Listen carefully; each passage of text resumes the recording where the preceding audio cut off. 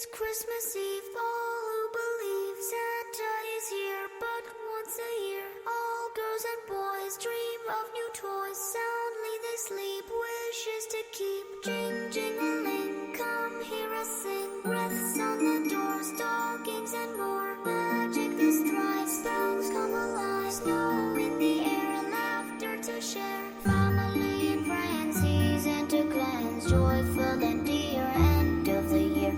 'Tis a very fine and special Christmas. 'Tis a very fine and special Christmas.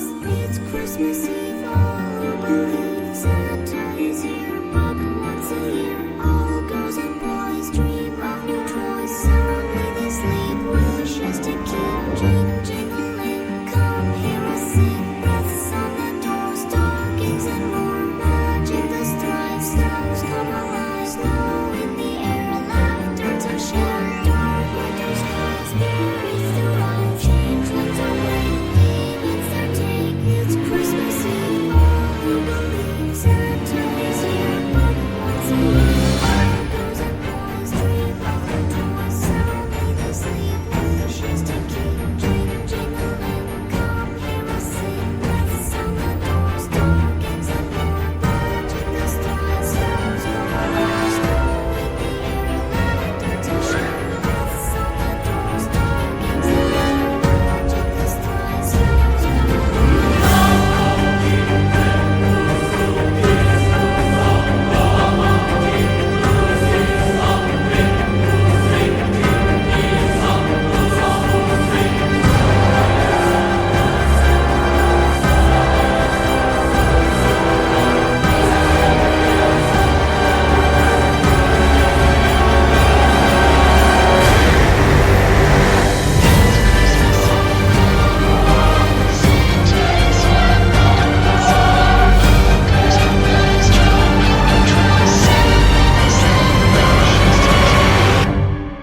The Dark Shadows Literary License Podcast episodes. Ben Stokes here, exploring all things Collinsport, Maine, and following the likes of the Collins family and the friends and foes with your co-hosts Tom Diamond, Jesse Fultz, Vicky Ray, and Keith Chalgo.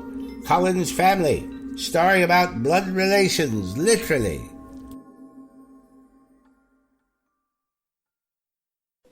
Hello, welcome to Literary License Podcast, and today we're discussing Dark Shadows, episodes 440 to 460. And before we get started, let's find out who's with us. Today we have a person who's entered our podcast today to give a special season's greeting, and it's Kathryn Leigh Scott. Hello, Kathryn, how are you? Couldn't be better. Merry Christmas, everybody. Happy holidays, wherever you are. I hope you're safe and healthy and finding some joy in the season. And then another special guest co-host we have today is Patrick McCrae. Hello, Patrick. How are you? I'm great, thank you. How are you? Oh, I'm just groovy. And of course, we have our regular people on board with us, and we have Vicky Ray. Hello, Vicky. Hello, everybody. Happy holidays. Hello, Tom. I'm groovy too, man. And yes, hello everybody, and I hope you're all doing well. And of course, we have Jesse Fultz with us. Hello, Jesse. Hey, how's everybody doing? And of course, I'm Keith Chalgo. And before we get started, let's find out what everyone's been up to. So we'll go around the room, and I'll start with Vicky. So what have you been up to since last time we spoke to you? Well, not a whole lot because it wasn't that long ago we spoke, but it was just like the Christmas stuff. We're trying to get ready for the holidays because things are a little different this year as per the norm, I guess you want to call it. The new norm. Yeah, whatever you want to call it. I don't know anymore. It's the end of the year. I'm afraid to see what 2021 is going to do to us. But nope, just doing our podcast thing, Christmas shopping. I'm actually getting some cooking and baking done. Asher likes to bake. My grandson's always with me when he's not with his mom. So just all that good, groovy family stuff this week. And for all our listeners out there, Vicky, we're sending you a dozen cookies to every one of our listeners. Have to write info at llpodcast.com. and so, Tom, what have you been up to? Because I think it's been about a month since you've been on. How have you been doing? Absolutely. Well, I'm doing well professionally. I just got a job offer for the following fall as an adjunct professor of business at a state university in Tennessee, Stephen, if you're listening. And so I'm happy about that. And I had almost a meltdown yesterday because one of the professors who gave me a reference after I got the job asked me if he could put his resume in for that same job. So I had a little talk with him, and he had a little talk with me. But I think it's straightened out. And but as a result, I was up till 3 a.m. prepping for Dark Shadows last night, and just watched a couple of episodes this morning. So that's the that's the real world. Merry Christmas, of course, from myself and Sharon to everybody out there. In terms of the TV land, I started watching Mrs. Brown's Boys. Keith, do you know about Mrs. Brown's Boys? Fantastic! Isn't that wonderful? And they're all part of the same family. They're a family. Yes. The son is on there. The little kid is his grandson. And Brendan, I'm forgetting the last name. God help me, but it's brilliant. It's really brilliant. And continuing to watch The Crown, which is I binged watched. I cruised right through that. All 4 seasons. I loved it. It's very, very. I'm on the 3rd season right now. It's very, very interesting. Extremely well done. Historically accurate. And pretty good. It's not bad. And the scenery is beautiful, especially in Scotland. We have a lot of Scotland in there. I love Scotland. And Ireland, of course. Who can forget that? So anyway, that's So and that's me. That's what's going on. And what about yourself, Jess? What have you been up to? Well, before I explain that, there is a really interesting, I guess you could say you could find articles in the synopsis of The Crown through the court jeweler, and it talks about the jewels that are featured in it, but also gives the differences between what actually happened historically and also the artistic licenses that they took advantage of in the show. It's really cool. I'll have to look that up. If you're watching and you want to check that out with every episode, it's really cool. That's something that I use when I watch the show. And as far as what I've been doing, I've been catching up on holiday stuff too. I have a lot of sketches that I have to finish for people because that's what I do. And I think that's better than like just buying stuff that you. Still waiting for my sketch of Rob Zombie. I feel totally slighted. Better get her that one for Christmas. Hint, hint, hint. Okay, I'll put that on the list too. After all we've meant to each other, Jess.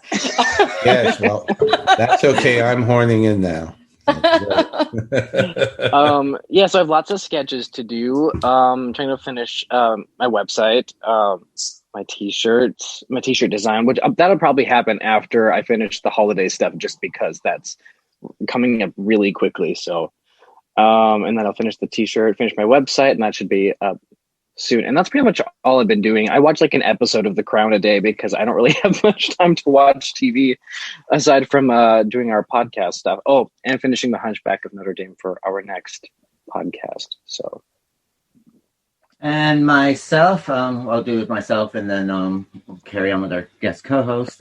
Myself, got one more week of work, and then I'm taking 3 weeks off. It'll be my first 3 weeks since last Christmas, so I'm looking forward to that.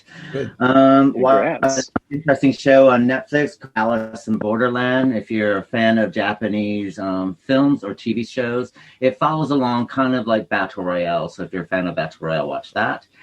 And the computer game that I wrote in the script for will be out on the 21st of July, 2021, and available on Xbox, PlayStation, and this is a very shameless promotion. Yes, I know. What is it, though? What's the game? Called Back to Blood. It's Left 4 Dead 3, which will be out.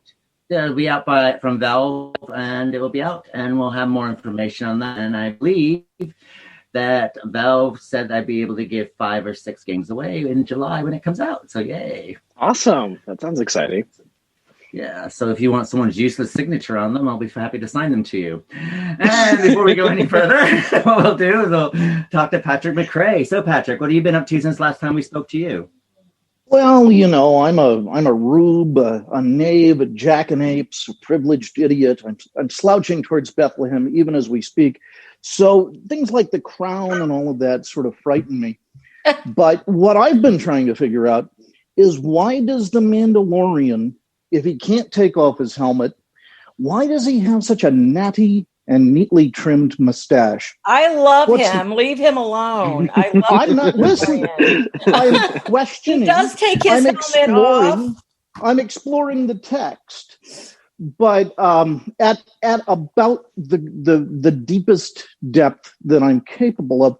I spent Thanksgiving working on a project for Wallace, and now Wallace is spending some time working on that project also, and that will be coming out sooner rather than later, and I'm very, very, very excited about it.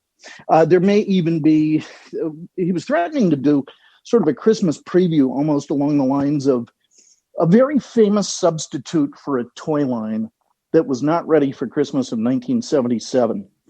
And so a little something else was put out in its place. And some of you may remember that. It's what Kenner did when they didn't have the Star Wars toys quite ready. And so we've talked about putting something like that out, maybe as a stopgap, just for fun. But it's a big project for Collinsport Historical Society. We've been working on it for about 5 years. But in earnest, it just passed the 1-year milestone back around November 5th. And I'm really excited about it. And what about yourself, Kathryn? What have you been up to since last time we spoke to you, which I think is almost about 1.5 to 2 years ago? It's been a while. Is she? I think she's frozen. Did she froze? I think she froze. Like Madonna. It is quite cold. Nice picture. It was almost existential There she is moment again. of the There show. she is. Can you hear us, Kathryn? It just said connection unstable, and I hope that's not a reference to me. But No. so I'm back, and I am. I this is really a treat. First of all, it's Christmas Eve, so I get to wish everybody a very happy Christmas, wherever you are, and I get to thank Patrick McRae in person. Hello. For really building a fabulous website. We worked on it for about a year and debuted it. I think it was about 3 months ago. Mm-hmm. And I am absolutely thrilled. If anybody needs a new website, get in touch. I couldn't be happier with it. And awesome. All of my books are on it. And this is not endless promotion here. Because I in prepping myself for today. Am I frozen or am I? No, we're reading it. No. We're reading you. You're doing well. Oh, good. All right. But in prepping for today, I've been looking through the 35th anniversary of Dark Shadows Memories, and which has the episode guide in the back. And this is not a shameless promotion because the book is out of print. You can't get it anyway. But I don't think that I'm in any of those episodes. I think Josette is out of the picture, and I think the hand. I seem to remember being around. Forgot about the hand. Timothy Gordon. And then I think we're coming up on the dream sequence when Maggie returns again. I think that I was off the show for a while because I was doing a play off Broadway. I think that might have been around that time. It was 1968, if I'm not mistaken. Yep. So I had a bit of time off, but I do have a couple of random thoughts. How about this for our new year? Let's bring Dark Shadows back again as a series. Yes, absolutely. The last several days, I have been reading in Hollywood Reporter and Deadline and so on. One series after the other is being brought back. Little House on the Prairie. I was in an episode of Little House on the Prairie. Wow. There are a lot of unanswered questions. They are bringing back L.A. Law. They're bringing back all of these. Hawaii Five-0 was already brought back a while ago, which I was in. all of these series are coming back again. So why not Dark Shadows? I think that's just bizarre, because I was interviewed for a piece that was in the New York Times, and it was about comfort watching, comfort television. Right. And this fellow, Eric Piepenberg, wrote the most wonderful piece. Yeah, Eric wrote the most wonderful piece about Dark Shadows and what a comfort it was. And I have to say, if there's anything that we need in this crazy time of ours, it's comfort. You said it. I can't imagine anything that would feel more than Dark Shadows, because it's really fantasy and just Adventure, it's just romance, got it all. good. How much Dark Shadows has meant to them. It got them through a terrible childhood. It got them through a difficult adolescence. Sitting on the couch and watching with their grandmother was one of the best memories of their childhood. There are so many letters that I've received like that, and still do. And that's what Eric Piepenberg was referring to, the fact that Dark Shadows was such a comfort to everyone. So I don't know how we do this, but just let the forces know that we want Dark Shadows back again. Kathryn, the Halloween special it was so well received. My goodness, I think it was a few weeks ago, but it looked like it had 28,000 viewers. 20,000. Yeah. Yes. It was great. It was the first time that we had an actor-generated event. It was totally actor-generated. It was just us getting together. And I think it's the first time that all of us were together. I reached out to a couple of actors to join us, and for various reasons they couldn't. But we would have had almost every living Dark Shadows original actor in that Zoom cast. Wow. Well, which is really wonderful. But everybody jumped aboard. I cannot tell you. I got the most wonderful private messages and phone calls from all of the actors saying, how terrific it felt to just see each other. And I know we were just talking nonsense, and there was no rhyme or reason to what we were saying. It was more than we nonsense. wanted to. And in fact, I think that we were all sort of taken aback at just seeing each other again. I hadn't seen Nancy Barrett in a couple of years. So, and Mitch Ryan, we meet for lunch every once in a while when I'm in LA. But, and Laura and I David Selby and I talk all the time, or we're in communication, put it that way.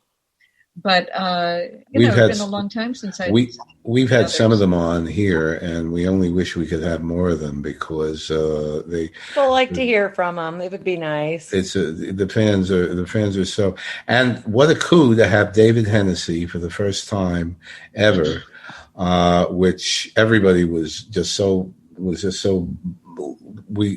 just marvelous. To hear him give his thoughts, because the last time we all saw him was when he was a kid on the show. So here he is, the adult, and we never had the chance to get a view of the person, the businessman, the family man. He's had some life for himself. Yeah, he's a great guy. So it was really wonderful, and I'm thrilled that we did it. We'll probably do it again. Give us some time to put another one together. We hope so. And it was special for us. It was a great way for us to stay in touch. So I'm delighted. I don't think we'll be having a 55th festival. The time is just not right for that. And to get all of us together and to get fans together in a place that they can afford to stay, to get to. Jim Pearson did a brilliant job for many, many years. But I know what went into that, and the work that all of the volunteers did. And the times are just not right for that again. Well, hopefully one year, once everyone. I mean, I don't mean to end up a sad note here. It's Dark Shadows. What else could you expect? But getting together getting together in one place. Well, now I'm told that my connection is unstable again. So I hope you can hear me. We can hear you. We're getting it. Yeah, we're getting through. Oh, And right. Patrick, Well, you had a query for anyway, Kathryn that you wanted to ask? Yeah, I just had one question. If you were producer of a new Dark Shadows series and you just had one simple mandate for the writers, what would it be? Good question. That would, I love that question. That's an excellent question. First of all, whoever the next time has the task of satisfying all of those who do and love Dark Shadows as it was, but also moving it forward. I always think that Star Trek did such an amazing job of reinventing itself again and again. I was part of one of those iterations. It was great. I would, Great. if I were to say one thing, Patrick, Mhm. it would be to find that incredible balance with horror, sci-fi, fiction, fantasy, romance, all of that, and finding that that balance again. That I think would make it a success. Okay. What do you think, Patrick? You're the one you've always got such good ideas on. Oh, What Lord. would you say? If I were to do something like that, I think my mandate would be that it is much more about optimism and people capable of reinventing themselves than it is about horror, although it has to have horror wrapped up in and around it. I really think it needs almost a Robert Zemeckis touch. That's the feel that I would want it to. All right. I am going to love you and leave you. I'm going to wish you all a very Merry Christmas and about 2021. I mean, it can't be as bad as this one. That would be unbearable. So we want to say thank you for joining us, and you have a very Merry Christmas and a Happy New Year, and make all your dreams and happiness come true for 2021. Yes. Merry Christmas, Kathryn. Thank you. Merry so Christmas. Merry Christmas, Kathryn. It was wonderful to meet you. Great seeing you again. Great seeing you. So it's great to have Kathryn on, but before we go on to the main part of the show, let's go to Storygeek, who could tell you what you could be watching, what you could be streaming, or what you can be downloading during the COVID crisis. And this week from Storygeek, he's going to tell you what the best stuff that you streamed, downloaded, or watched online for 2020. So take it away, Storygeek. What movies and TV shows should you be watching the week of December 14th? I'm Jay Shearer, co-writer and co-director of Death of a Bounty Hunter. Posters behind me here on the wall. The supernatural steampunk western, available now as a full cast audiobook and a novel. Check out our preview at deathofabountyhunter.com. On this week's segment, I am giving you my top 10 things that came out on streaming this year in 2020, plus a few extras as honorable mentions. With this year almost over, thankfully, how should we be spending the rest of our time? Maybe watching some things on streaming. Now, I should note that there are several things coming out that I have not yet seen. Wonder Woman 1984, Soul, for example. Those might be amazing and might make my final top 10 list. But if you want to still catch some of this stuff, I want to make sure you have this information in your hands. First up, my honorable mentions. These did not make my top 10, but were very close. First up, Tiger King. You know, pre-pandemic, when 2020 was looking like an improvement over 2019, the world was riveted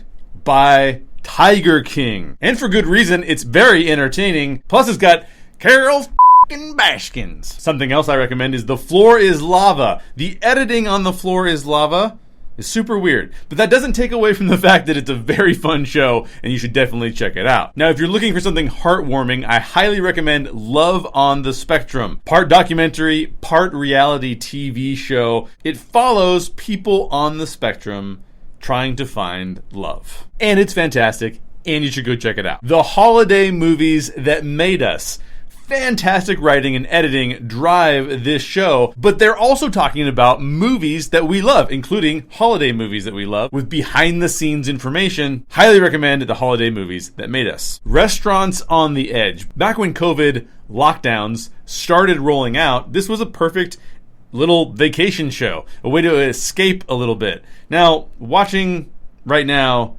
might make me cry because we can't go anywhere. But the food looks amazing, the locations are amazing, and it's a really fun show to watch. The final recommendation for me, rounding out my honorable mentions, Middleditch and Schwartz. Some truly hilarious moments unfold in just these 3 episodes. I hope they do more. As with most improv, it's hit or miss.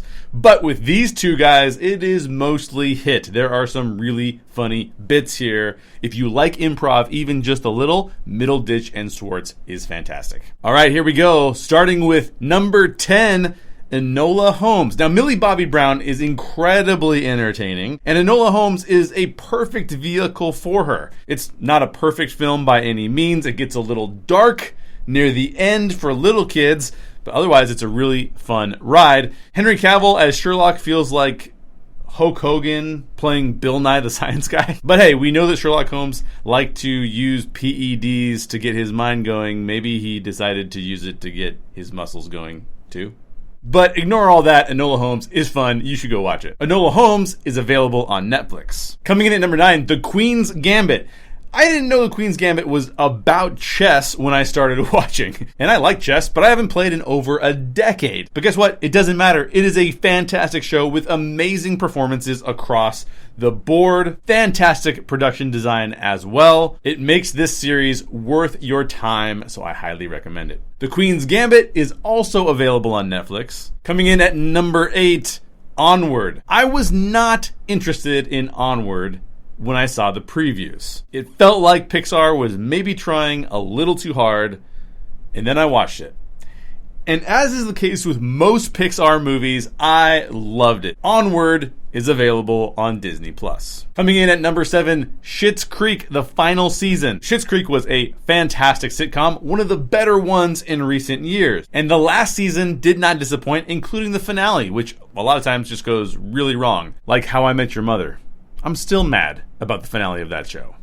But Schitt's Creek was one of the better pieces of content to come out on streaming in 2020. It is available on Netflix. Available for rent now is Bill and Ted Face the Music, and it comes in at number 6. The older Bill and Ted films have become cult classics, and as we've seen numerous times, trying to reignite nostalgia years later can be a total disaster. But while Bill and Ted Face the Music isn't quite as entertaining as Bill and Ted's Excellent Adventure, it's better than Bill and Ted's Bogus Journey, and it's a really, really fun ride. Please go watch that film if you're into Bill and Ted at all. I think you will enjoy it. Coming in at number 5, a stand-up special. Nate Bargatze, the Tennessee Kid. I watch a lot of stand-up comedy. And we're sort of in a golden age of stand-up comedy right now. There's a lot of great specials out there. Nate Bargatze is one of my personal favorites. I was able to see him in person at the Brea Improv this last year, and it was one of the best stand-up performances I have ever seen.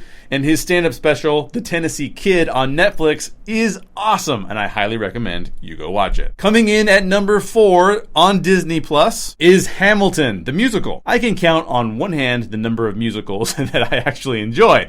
It's not really my thing, but Hamilton is fantastic. Lin-Manuel Miranda and his co-creators do something here that is remarkable. By retelling the story of Alexander Hamilton with a diverse cast, they allow immigrants to embrace a revolutionary but oppressive time period. That's really difficult to do, and I know not everybody appreciates it, but I was stunned with how inclusive they were able to be in Hamilton. They do call out the bad, but they also embrace the good for what it can do for our future. So it's not all about looking into the past, it's about what we're going to do moving forward. Hamilton, in my opinion, is a can't miss. It's on Disney+. Coming in at number 3, The Last Dance on Netflix, a docuseries on Michael Jordan's career. I barely pay attention to sports anymore. I just don't have the time for it. I wish I did.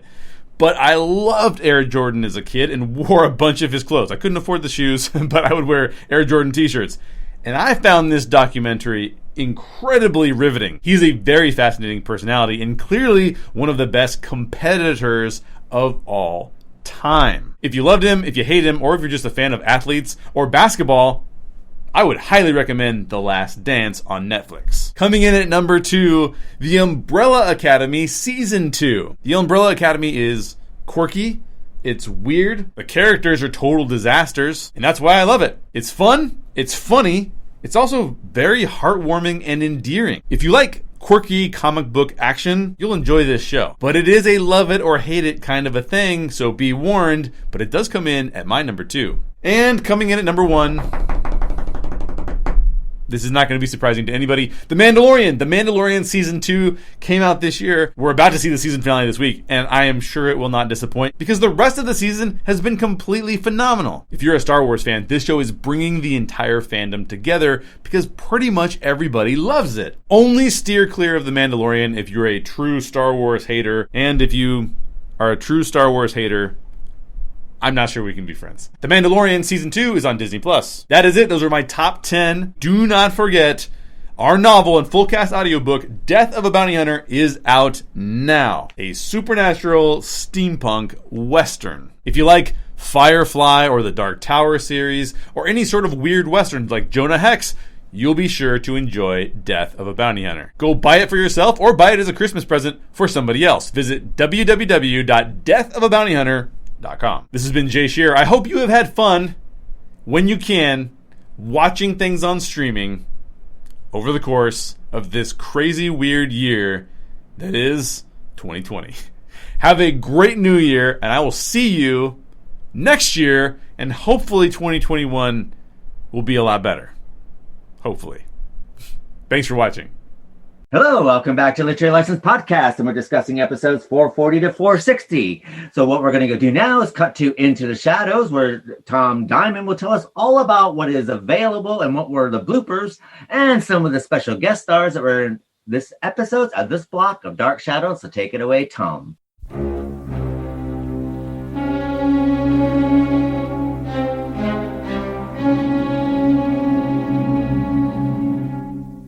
Hi, everybody. Tom Diamond here for Literary License Podcast. And so we're now going to talk about the stars, first of all, for episodes 440 to 460. So Vala Clifton is here once again as Maud Browning, one of the doxies that Barnabas kills in episodes 440 and 441. And she comes back in a later episode in this block as her own ghost with Trask's dream. Okay, Timothy Gordon, who has done a lot of extra work, continues to do this as Barnabas's hand that threatens Trask in episodes 440 and one other episode as well. Clarice Blackburn appears as the ghost of Abigail Collins in episodes 441 and 442. It would have been nice if she had been on a little longer. Roger Davis continues to appear as Peter Bradford in episodes 443, 452, 453, 454, 455, and finally 460, the last episode of this block. Craig Slocum continues his role as Noah Gifford in 443, 444, 454, and 455, where he finally meets his demise at the hand of Vicky Winters, who shoots him as Noah is trying to kill Daniel Collins. Now, you may have noticed the maid in episode 445. There is no credit in either on the show or in Amazon.Prime for her. It turns out that the maid was played by Charlotte Fairchild. Charlotte Fairchild had a lot of Broadway work. She was in the original cast of Damn Yankees, Mame. She was in a 1967 NBC episode called Experiment in Television, and she was also the nun in 1972's Silent Night, Bloody Night. David Hennessy continues as Daniel Collins in episodes 447, 448, 453, 454, and 455. Now, Bethia Mapes, the old lady who attempts to exorcise Barnabas, and by the way, that's one of the first, if not the first, exorcism scenes on television that was done seriously and not campy. So Dark Shadows, I think, lays claim to that. The Exorcist movie was going to be at least 6 or 7 years later after that.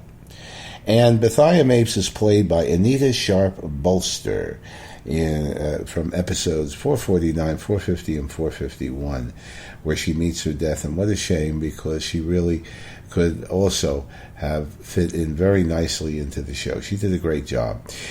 Anita Sharp-Bolster was born in County Cork, Ireland in 1895, and she was 73 years old when she did that role on Dark Shadows. She has a couple of impressive movie credits. She was in Lost Weekend, Pride of the Yankees, My Name is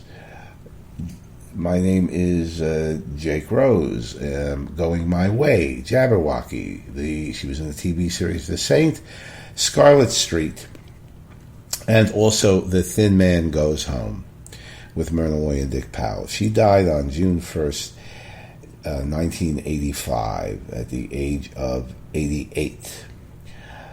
And she was also in a couple of Sherlock Holmes Rathbone Bruce movies. She was in Dressed to Kill and a movie that's called Prelude to Murder.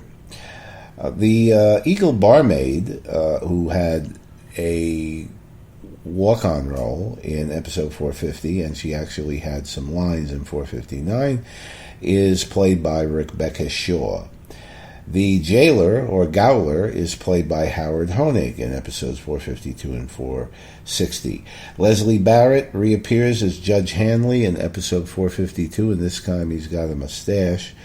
It's Howard. Getting back to Howard Honig. He was in City Slickers and Airplanes 1 and 2, so let's remember to give him that credit. But Leslie Barrett, as I said before, very weird Honeymooners crossover, where he played George in the George and Harvey episode. The big denouement, which was the hanging of Vicky in episode 460. So the spectators were played by Timothy Gordon, Paul Craffey, and Scott Upright.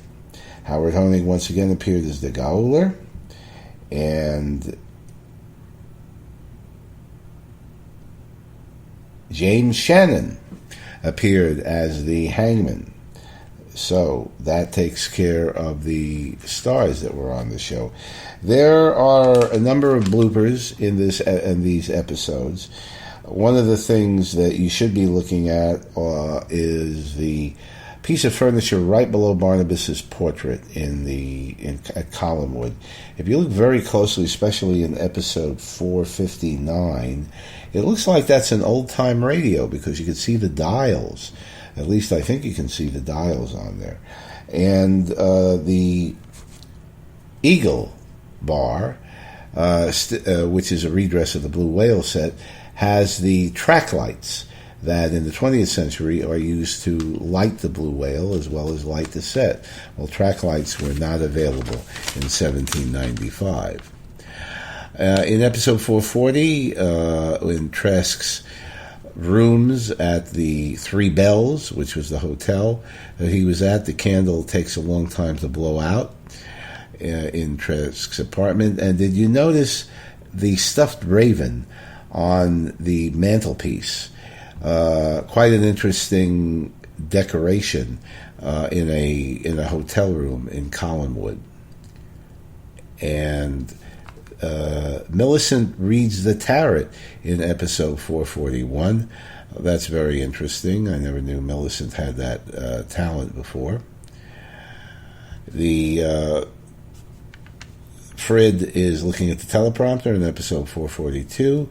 What else is new? And also in that episode, you can see a string attached to the book when it opens, and that's when Barnabas is luring Trask to his death. Also in episode 440, you're going to see a desk and chair in Trask's room. Well, in the next episode, 441, that desk and chair has been mysteriously moved to the other side of the set, probably to give Jerry Lacey more room to work with. Okay, be sure once again to look at the closed captioning. There are a lot of errors in the closed captioning. This isn't an error, but in the Dark Shadows introductory music in 443, closed captioning calls it creepy music. 443 is also the first episode where Collinsport Strangler is mentioned. So that part is very interesting. Closed captioning continues. One of the characters says, "I know what you're making," and it's spelled M-A-C-O-N. And now Joel Crothers in 454 comes up with a blooper. He says perhaps now and then perhaps not. You will also notice that in episode 446, instead of in the closed captioning says how averted you are, when it should be how perverted you are. Now, 446 is also known as the first episode to use the word vampire, according to Amazon Prime. I believe that there were one or two episodes prior to 1795 where that first was introduced. So all the trivia buffs should take a look at that. In episode 445, there is a hand in the right-hand corner of the screen as Forbes opens the window at Collinwood. And also, another closed captioning, Stokes is referred to as Professor Stokes. Well, Professor Stokes is not going to exist for another 200 years, and you guys that stick with the episodes will see the appearance of Ben Stokes' descendant, but not then. And Forbes once again calls somebody a known liar, and closed captioning refers to it as an old liar. Okay, moving along now. 447, Naomi bumps into Daniel from the back. Forbes, Crothers as Forbes drops his coat onto the floor as he comes in, and he has to pick them up and put them back on the table. And in that same episode, he slams the doors at the Collinwood as he goes out, and it opens, and he shuts it again. And once again, 449 is the first, not only the first episode where we have an exorcism, but Angelique's portrait. We see that for the first time. And Angelique's portrait, we will be seeing that a lot more often once we get back from 1795, which will start in the next episode block. In episode 450, apparently Amazon says that a crew member shouts to Bethia Mapes, we must go to the house, because she forgets her line. I didn't catch that, but of course you can take a look and see what goes on. In episode 459, when Nathan Forbes is killed, the line, "You didn't hit my heart," is inserted as an audio extra into the line, because the original script had Fritz saying, "You didn't hit me," and in fact it did hit him. It hit him in the chest, but not in the heart. And let's see what else. Oh, look for other members of the cast calling Daniel David. Vicky does that at least twice in the later episodes, in episode 454 and in one other episode. And let's see, episode 460, which is once again the hanging scene, is noted for a Klieg light in the right upper hand corner of the screen as the camera pans there. And also someone runs across the set as in the front of the set as the scene starts. So those are a few of the examples of the bloopers on at this block. We hope that you have enjoyed this. And now let's get back to the show.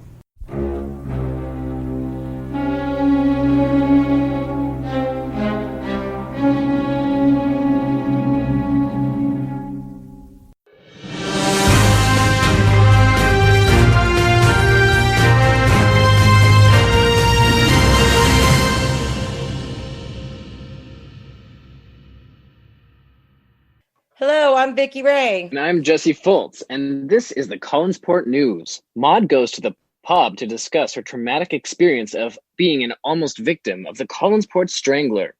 Nathan tries to calm her whilst coming to the realization that Barnabas is the Strangler.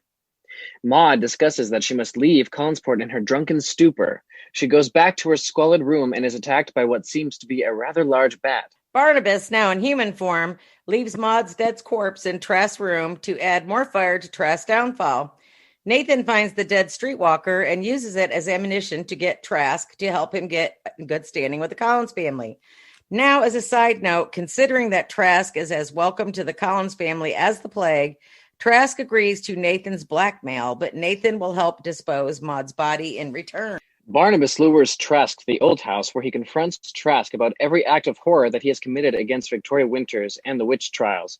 He also confirms that Angelique was in fact the witch.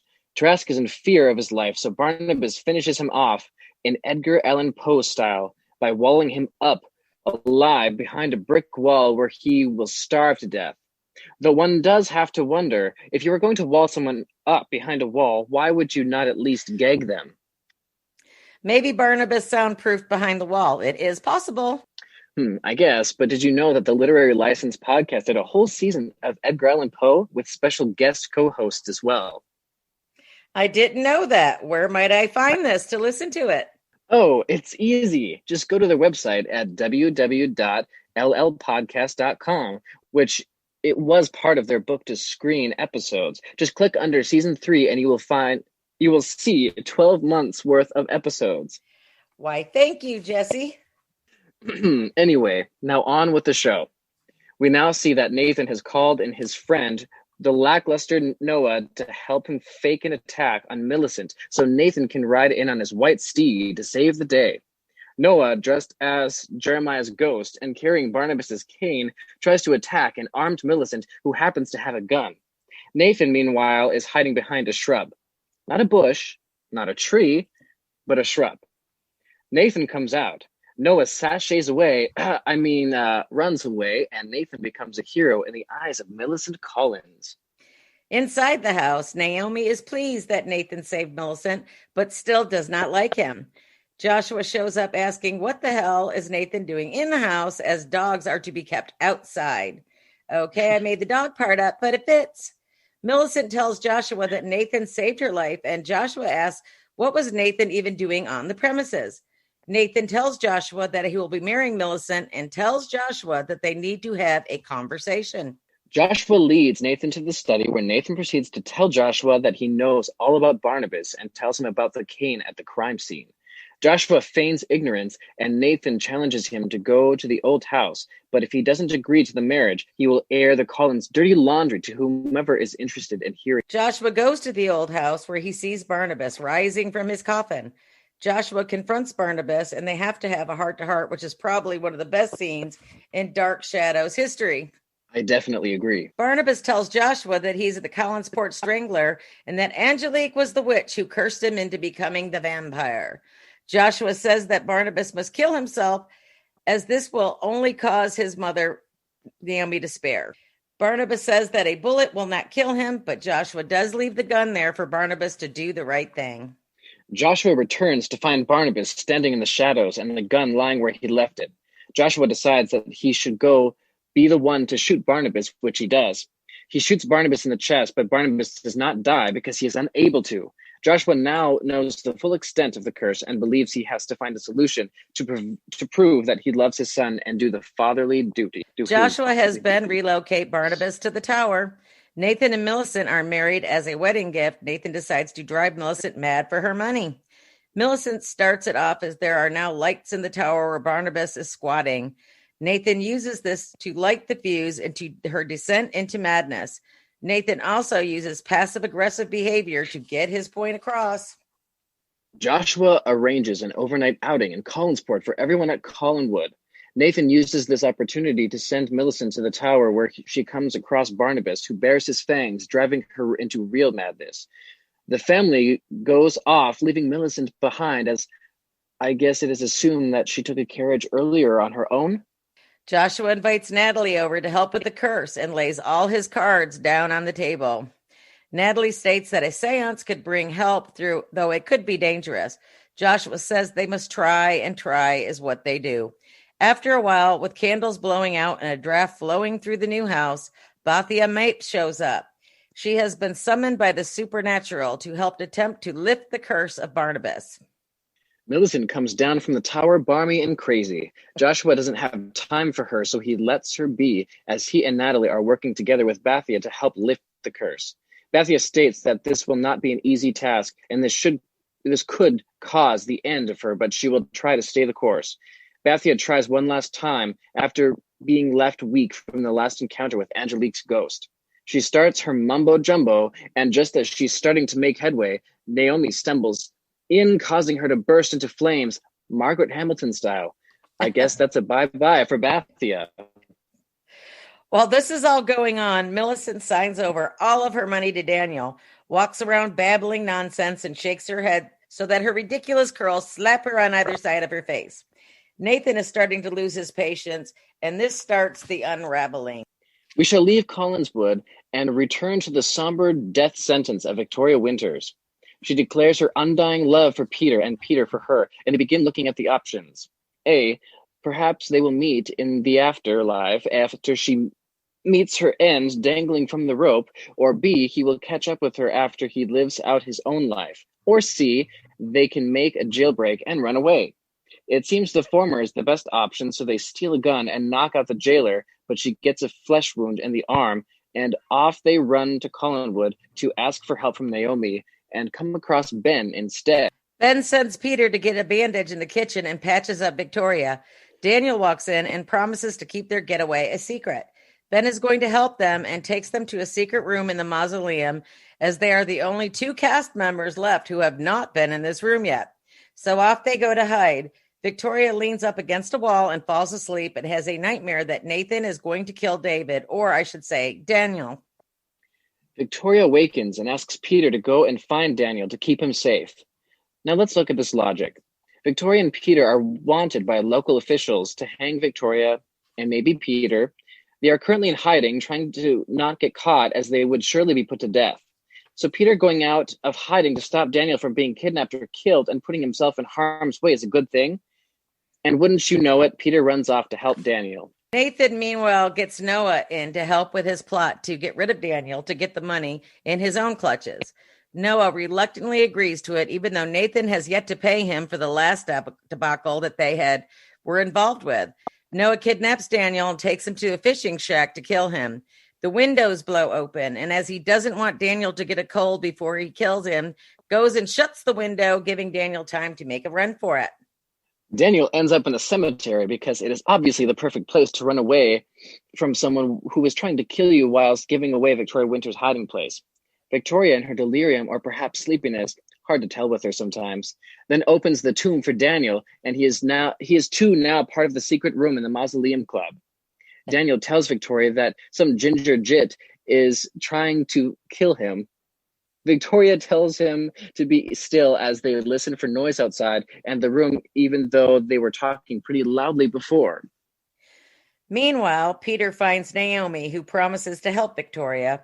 Peter tells her about Victoria's dream, and Naomi tells them to come back to the house, and she will hide and protect them. Peter goes trotting back to the cemetery. Daniel decides to make a run back home and gets caught by Ginger Noah. Victoria hears Daniel struggling and goes out with a gun in hand and kills Noah after a struggle. Victoria is distraught and runs off. Peter runs into Noah's body, whose death was caused by either bad acting or too much scenery chewing. Nathan has been following Peter, thinking about the reward money he could receive once he captures him. And in seeing Peter over the dead body of Noah, Gifford and accuses Peter of killing him. Nathan turns Peter in and is rewarded well. Nathan returns to Collinwood and tells Naomi about Barnabas after Naomi threatens him to leave. Naomi doesn't initially believe what when seeing Barnabas face to face, biting the neck of Millicent, ends up being too much for her to bear. Joshua returns from his quest and how to help Barnabas, and him and Naomi talk about their marriage, and he shows his love for his wife. Naomi tells Barnabas that she loves him and takes poison and dies. Joshua tells Ben that there is only one way to help Barnabas, and that is wrapping the coffin in chains and putting silver crosses on the inside of the lid, which Ben goes out to do. Joshua tells Barnabas that he must end this madness, and Barnabas says that he will do this on 2 conditions, that A, he let Ben have his freedom, and B, he gets revenge on Nathan Forbes, which Joshua agrees. Barnabas decides to play with his food, or Nathan, which leave Nathan rattled and feel like a bad Bond villain. Barnabas proceeds to tell Nathan all of his plans, which gives Nathan a plan of action. He shoots Barnabas with a bow and arrow, but it doesn't stop him. And then Nathan gets killed by Barnabas in turn. Barnabas returns to the mausoleum to accept his fate, and his father says goodbye, and they trap him in his coffin to be forever bound for all eternity. Joshua lets Ben go free to become a free man of his own will and adopts Daniel to be the father that he was never able to be to Barnabas. And Millicent, is she wandering haplessly through the halls of Collinwood? Who knows? Victoria is back in jail. She gets a last meal, and Peter showing up to say goodbye. He vows that they will be together again and nothing will stop him. To a stoic drumbeat, Victoria tells Peter that she will love him forever as she is marched to the gallows. A rope is placed around her tender throat, and she is hung as the final credits roll over Collinwood. And that brings us to the end of this Dark Shadows for the month of December. Tune in next month where we'll be eagerly waiting to see what happens next. We can't wait to see you all next time. But for now, we wish you a very Merry Christmas. And season's greetings until next time with the Collinsport News.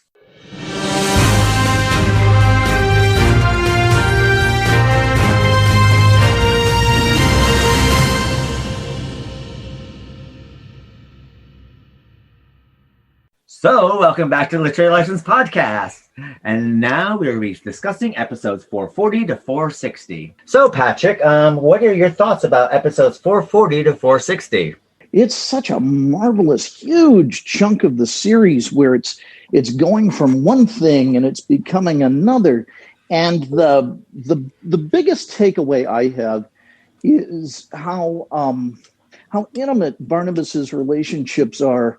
As he's losing, he's lost the relationship with Josette, or that certainly is literally kind of off the show. And so many horrible things are happening with Victoria, and things don't go well for Barnabas either. However, the thing I really love is seeing his relationships with Ben and seeing his relationship with his father. For me, I always forget how interesting and crucial and nuanced Joshua is. And the huge decisions that he has to make that are theoretically kind of antithetical to who he is. But, so much great drama is about what happens when the mask slips. And Joshua doesn't even know that he has a mask to slip. But what's behind it is a wonderfully conflicted, interesting character. And it gives us so much insight, I think, into who Barnabas has been and who Barnabas is going to be. Because, they're basically, this is the hinge between where the show was, with Barnabas as a villain, and where the show is going to go, with Barnabas as the hero and arguably the protagonist of the series. So for all those reasons, this is a fascinating chunk of the series. I have to agree. I have to sit there and say that this is probably one of the strongest books that we've had so far, by covering the series, sort of thing. Oh yeah, and I had to sit there and say that this is kind of a precursor to my favorite character for this block is Louis Edmonds' Joshua portrayal is the best we've ever seen Louis Edmonds. I know. Isn't he marvelous? I love the Louis softness, the regret, the pain, the agonization, the love. I mean, we got so many emotions and so many colors to his acting that we've actually never experienced before. Because normally the character is Roger, and Joshua was a lot like Roger. We kind of got these quirky one. And I mean, I love Louis Edmonds. I've got nothing, I have nothing I can say bad about him. But it's Louis Edmonds doing Roger, and then there was Louis Edmonds doing Roger doing Joshua. But then in this block, we've got to sell his whole span of his whole acting, charisma, and everything that he can bring to this character. Don't forget his anguish. And I have to say some of the that script writing between him and Barnabas and him and Naomi and him again when he's even talking to Julia and the different flavors that we got there. I mean, this is something we haven't seen Louis Edmonds do so far in the whole show. And the writers, I have to put my hats off to them because they really went all out for that character to give him those lines that he got to speak. I have to agree. I think that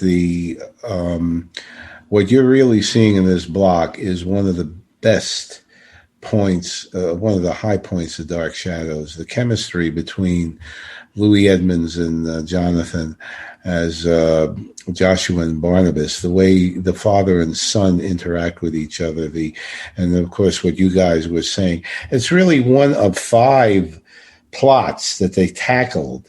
This was, you really had to see what was happening and what was going, because not only did you had the killing of Trask, Barnabas putting him in the wall, and oh boy, was that everybody Edgar Allan Poe. Oh, and speaking of Poe, what does a man of the cloth have doing with a stuffed raven in his apartment there in the hotel? Well, what's he do talking to ghosts? That's what I was thinking when I was hotel. It was on the mantelpiece. The stuffed raven on the mantelpiece. It came with the hotel. Yeah, they didn't have cable back then, but they would give you a stuffed raven and some saran wrap, and the rest was up to you. Heck, there you go. Yeah, I think the set designers, the reason why the Raven is there because of what was going to happen to have. And I think Dark Shadows was the first people to ever put Easter eggs in their episodes. It's a little Easter egg. Poe's coming. They were also the first people, as far as I believe, ever to put an exorcism on TV. Oh, yeah. And no, Fred and Little Ricky, after they went to California. There was one episode. I thought Opie had to be exorcised from Aunt B at one point in the Andy Griffith Show. Right. That was in the special episode Mayberry R.I.P. I love that episode. Hey, Andy. Actually, Barney, the character of Barney Fife was the devil himself. Actually, and you think that'd be so good. They took all those pea soup things. They edited that out. You can imagine Barney's head turning all around and so forth. Yes, I can. It's just a sequel to The Ghost of Mr. Chicken. I love The Ghost of Mr. Chicken. That's one of my favorite movies. It's an important film. That's very true. Yeah. Well, I like The Incredible Mr. Limpet myself, but he was. I'm a love guy. The Ghost of Mr. Chicken has the best cast of character actors that you'll ever see in one film. Yes. But anyway, so getting back, so you got the walling of Trask, and everybody's jumping up and down. He finally got his. You have, of course, the denouement of Vicky, in episode 460, the last one where she's hung, and then all of a sudden you see Phyllis. No, we don't get Phyllis. So we get the hung. We get to that one. No, that's the next episode. But she's just about to be. And then you have the killing of Nathan. And what a great where you see Barnabas walking down the hall and they just focus on his boots. And you have that music. Bum, bum, bum, bum. Nathan had it coming, let's face it. What's that? Nathan had it coming. He deserved it. Nathan had it coming. Yeah, he turned into a real rotter. He really was. Talk about acting, though. I mean, Nancy Barrett, she played, I know it's supposed to be a daft kind of character, but she really shelled out for this one. I mean, she did a great job with it, right down to the little curl slapping on her face and every little nuance of movement. She did a great job with Millicent. That soap opera moment. Again, that was, I think, the one weak element that we discussed in the last block was the Millicent Nathan soap opera thing, and you had to have some kind of protagonist. But what I was going to say is that Nancy Barrett really took that character and ran with it. She did, and especially in this block, and then the killing of and then the suicide of Naomi. Oh, I know. Oh, my God. That was just that was heartfelt because you knew she was struggling. She's lost all of her children. And as a mother, you can almost feel it because she's lost her family. She's lost her children. Everything has gone right down the crapper. Yeah. And, and finding out about Barnabas is like the last, isn't it? Absolutely. I also have to say in this Marriage, block, too. this is probably the first time in Dark Shadows that they actually let someone's death breathe a little bit. A little So bit. far, That's everyone has true. been dying. It's like they're dead, boom, I'm gone, dead, and then they This is just moved yes, on. yes. Where here we got a little breathe, got a little bit of a. They got the, they let the audience actually feel something. Let's get involved in the death here and feel the anguish that's going on a lot more than we've had previously. So my hat's off to this block as well, because that's been my biggest complaint so far of the 1795 is that someone died and there's no mourning going on. Yeah, It's well, like, not they for didn't- what's her name? Not for Abigail. Abigail. Yeah, Yeah. Well, they had a little Oh, guest yeah. shot of Speaking Abigail's of- ghost. it's like Speaking Abigail. of Effer. something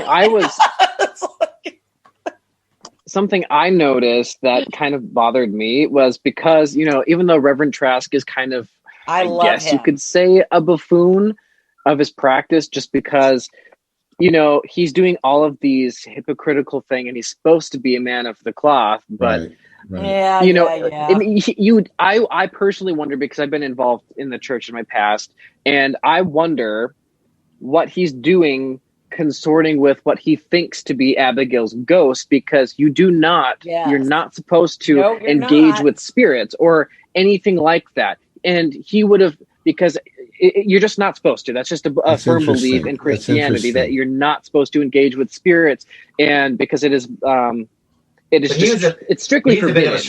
bit of a charlatan anyway, because Exactly. look when he was going after More of a Victoria. bit. I mean, he was practicing witchcraft out in front of the doorway to get her to Well, you run have to- out. Oh You yeah. do have to wonder what it is that he believes, because he seems to be under this illusion himself of what kind of person he is. Meanwhile, he's playing the same game he thinks that whoever he's accusing of being a witch is playing. So it's kind of strange to try to get down to the nitty gritty of what his character is and what he believes, and seeing that kind of thrown in his face back at him. But don't we know? those things? I mean, what's quite funny though, I mean, maybe this is what they're trying for. But if we notice now that now we're coming into 2020, and if we look at cult leaders and we look at religious leaders, and especially we lived through Jimmy Swaggart and the Bakers, Tammy Faye and Jim Baker, Right. Jim Jones, and basically, I mean, they all led their churches that do what I say, but don't do as I do, sort of thing, and that's pretty much Reverend Trask. Yeah. So Absolutely. And you just get, and even the killing of Noah, and and that's another. I think to be honest, I think Noah died from bad acting. He had it coming.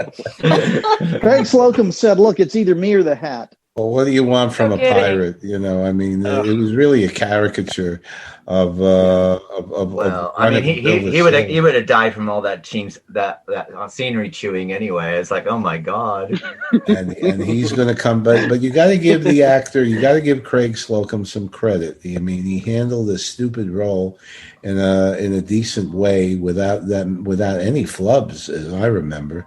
Yeah. And he does come back. We're not going to say how, but Craig Slocum will come back in an even more buffoonery role. But anyway, what I was saying before is that you really have now 5 plots that they're handling all at once.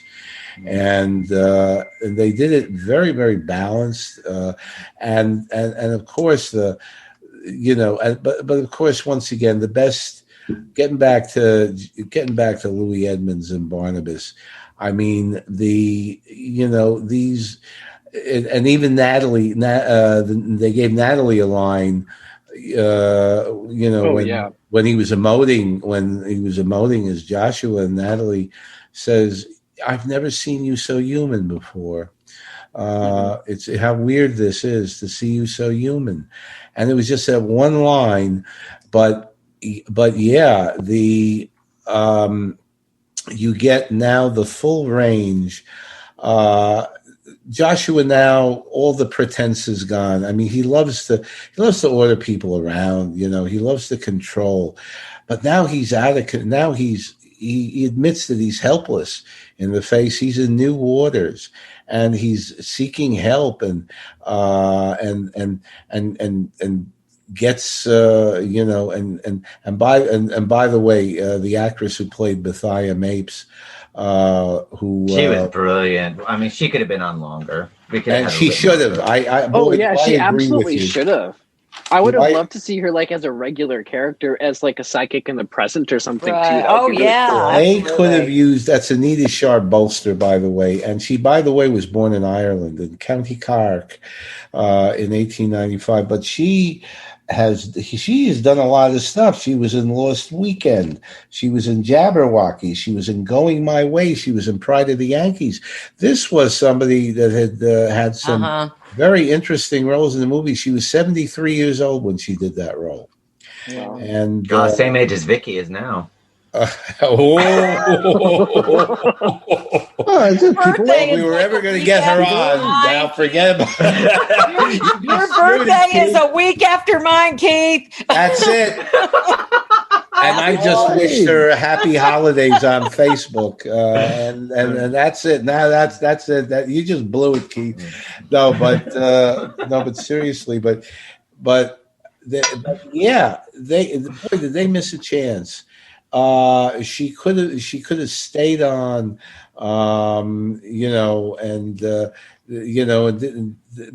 but again, then they would have had to prolong 1795, and they wanted to get.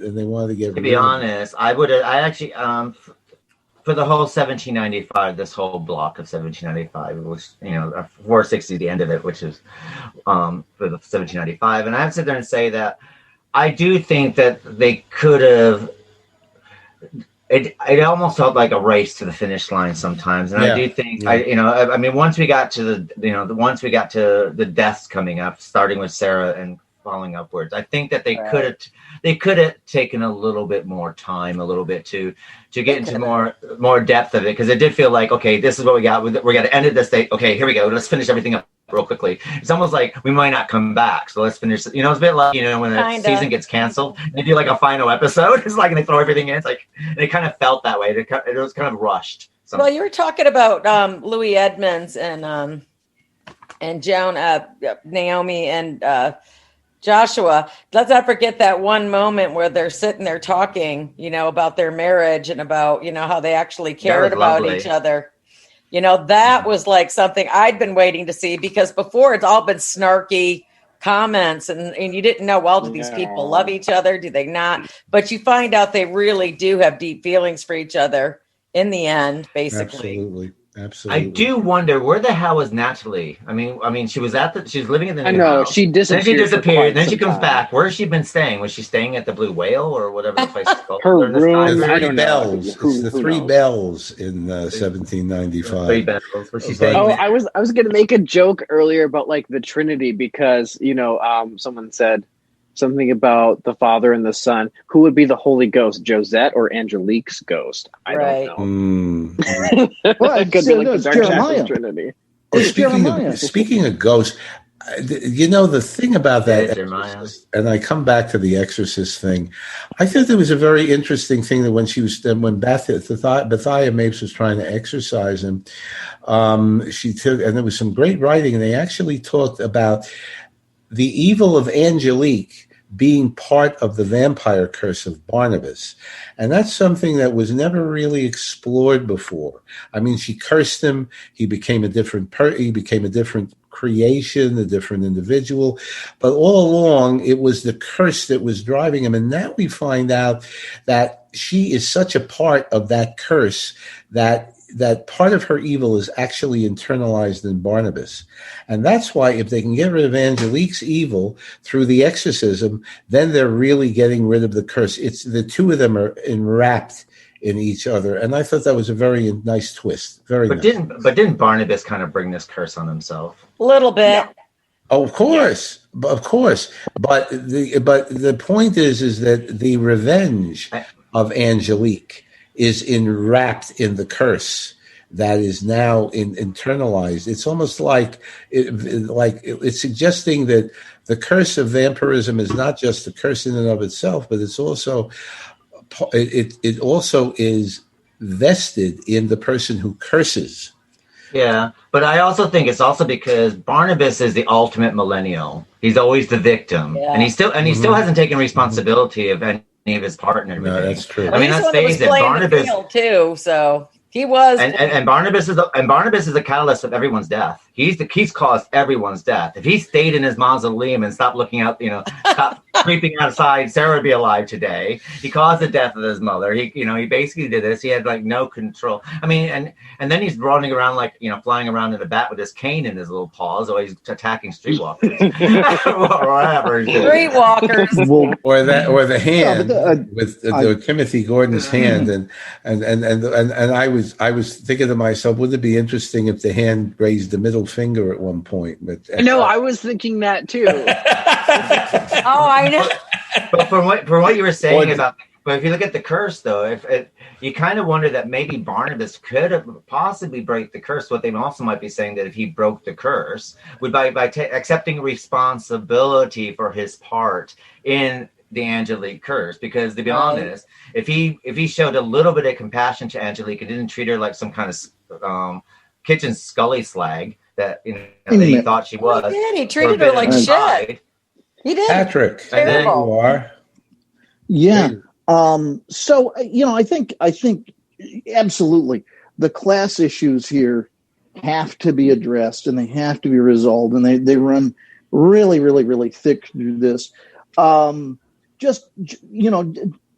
Does Barnabas marry her with at least a modicum of optimism that this might work out? Mm-hmm. Well, you're sensitive though. It was a forced marriage, wasn't it? It was a forced marriage for Barnabas. It was. Well, no, not the marriage to Angelique. Yeah, that was to me. See, this is what's the weird thing is because there's more chemistry between Angelique and Barnabas than there was between Barnabas and Josette. Absolutely. And so that gave me the impression that Josette and Barnabas was an arranged marriage to keep the money strong within the family. Probably that was the thing back then. But they both loved each other, Barnabas and Josette, even though it was an arranged marriage on Joshua's part, and maybe Andre Dupre's part, but they both still loved each other. That was, or at least they thought they loved each other. Yeah, I mean, it's one of these things where they kept telling us that they love each other, but you'd actually never felt it. I have to say, you never felt the love between these two characters. Well, you felt more love between. I don't think it was the writers because it might be the chemistry between the actors, but I found there was more love between Jeremiah and Josette than there was between. Well, of course, because there's much more intensity. Well, there was more physical love, I think, between Josette and Jeremiah, and then on the other hand, you saw more physical love between Barnabas. I mean, there was Jeremiah a sexual was younger element. than Barnabas. There was. My favorite is Ben and Barnabas. That's the real secret that we've been. Oh my God. Mr. Barnabas, we got to watch out. Mr. Joshua is going to find us. Yeah. Oh my Lord! I want you, Ben. I must have you. Stay tuned for the Dark Shadows reboot. Barnabas really would have made much more sense than. And then Josette's wedding picture turns into Ben's wedding picture. That would be fun. But I think that you get a sense. I forgot what I was going to say. What the hell? But I think Patrick. Let's hear Patrick's view. Yeah, Patrick. What's your view on this? Patrick? I mean, I've written about this a lot, and I know we're not supposed to go into the future, but why not? Oh, it's okay. I just wrote a very long piece about 1169, which is the big episode where Barnabas finally gets over it with Angelique, and yes, absolutely, Jeremiah shows more love with Josette. That there is more fire there, and there's more fire, of course, with Barnabas and Angelique. I think because they are more attracted to each other, and there's something transgressive going on in both relationships that kind of gives it some fire. Now, of course, a couple of them are under a curse, But yeah, that's going to happen, and that can be seen as a metaphor anyway. I think the important thing to sort of go back and deconstruct here is that, Barnabas didn't just sit around and say, man, I got this one extra musket ball. What am I going to do with it? Right. I'll put it in Angelique. He had, whether he was overreacting Terrible or not, Yeah. he nevertheless, he had a reason for doing what he did. And he thought, okay, the most that's going to happen is I'll do a little jail time my dad will buy me out of. But basically Angelique, like Willie Loomis would be years later in Barnabas's view, was a home appliance to people in 1795. The help, I mean, they were appliances. That's why you beat them. It was like hitting the side of a TV. There was very little humanity that they were necessarily granted. So I don't think he thought anything of the consequences of that. And I suspect that a lot of his social peers would have said, geez, Barnabas, it's high time. I'm amazed it took you that long. Do you still have the receipt? As horrible as that is, it's an ugly moment of class weirdness that goes on there. But you have to look at why did he do these things? What was motivating him? Yeah. And because you guys just did that episode, probably the last episode of this. Yes, that's correct. So what exactly was the catalyst for Barnabas turning around and putting a cap in it? And putting what? I'm sorry. Putting a cap Shooting in her. Angelique. I think it's because I also think it's because Barnabas never accepts responsibility for anything that he does. He's like a spoiled man. He's like a man child, isn't he? Sure. But what actually in the episode does she do that inspires him to pick up the gun and shoot? Well, she threatens him. Isn't Sarah the one that's under threat of being killed, or did she die at that point? She died at that point. Sarah had already died. Okay, I don't remember. I don't quite remember what was going on because I thought she had a voodoo doll. No, that's how she got him to get her to marry him. That's what I mean. Yeah. She forced him to marry him by sitting there. I'll make your sister better, but you got to marry. Right. Yes. Okay, that's what happened. And then basically, Barnabas is not being the loving husband, and to be honest, Naomi was making more of a try at their marriage than Barnabas was at that point. True. And then Angelique basically, because Angelique's she's a fiery hot tamale, isn't she? When she gets something on her mind, I think she pretty much she spurs out what's in her mind, and that's pretty much what starts off Barnabas. I think the reason Barnabas tried, took that shot with the gun that you never saw the smoke coming out of the gun. And yes, finally, when Joshua shoots Barnabas, you actually see smoke coming out of the gun for the first time. Thank you very much. Which meant there was a new pope. They finally, they finally figured that one out. Yeah. But I think it was more of a build-up, a concatenation of everything that Angelique did, and I think that was really what made him in a fit of rage. But I think when they actually did, before they actually got married, I think Barnabas was, I can't have Josette, so and she's practically fawning over him. And so he's like, it probably appealed to his ego, which wasn't the most. Never was there a lovelier briar patch. That's for sure, or a worse. To be honest, though, you gotta wonder. All Barnabas had to say was 3 simple words, and all this stuff probably never would have happened. All he had to do is go to Angelique, goes, "I'm truly sorry," That's all he had to say. Oh yeah, And Apologize that to would her. have been the end of the show. And But I mean, but so far, I mean, That's a worthy Barnabas' career observation. before the 1795 that we've seen, and then up to this point, he had never, I mean, we yet to see Barnabas accept responsibility for anything that he does. He doesn't. You're right. He well, doesn't. remember, Well, he's from a wealthy family. You have to remember that. That's He's not right. like some country boy. But you can't hold that. You can't use that as an excuse. That's not an excuse. No.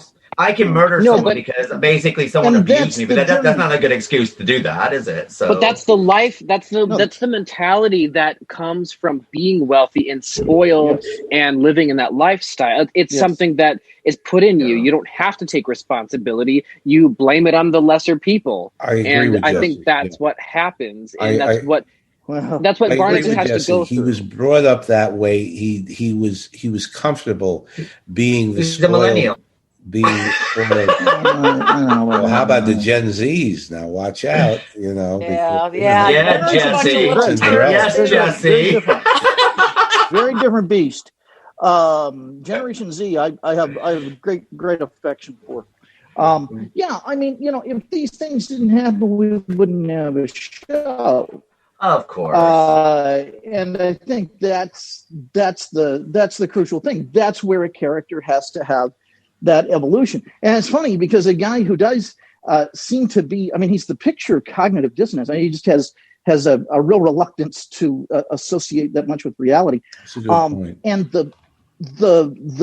And he's a guy, this is the thing, he's a guy who likes to blame other people for his problems and gets a curse where he has to live off other people, literally draining them, until it starts to become apparent that may just be a belief that he has. I don't know if that's because he tends to go later in the show. He goes for long periods without blood.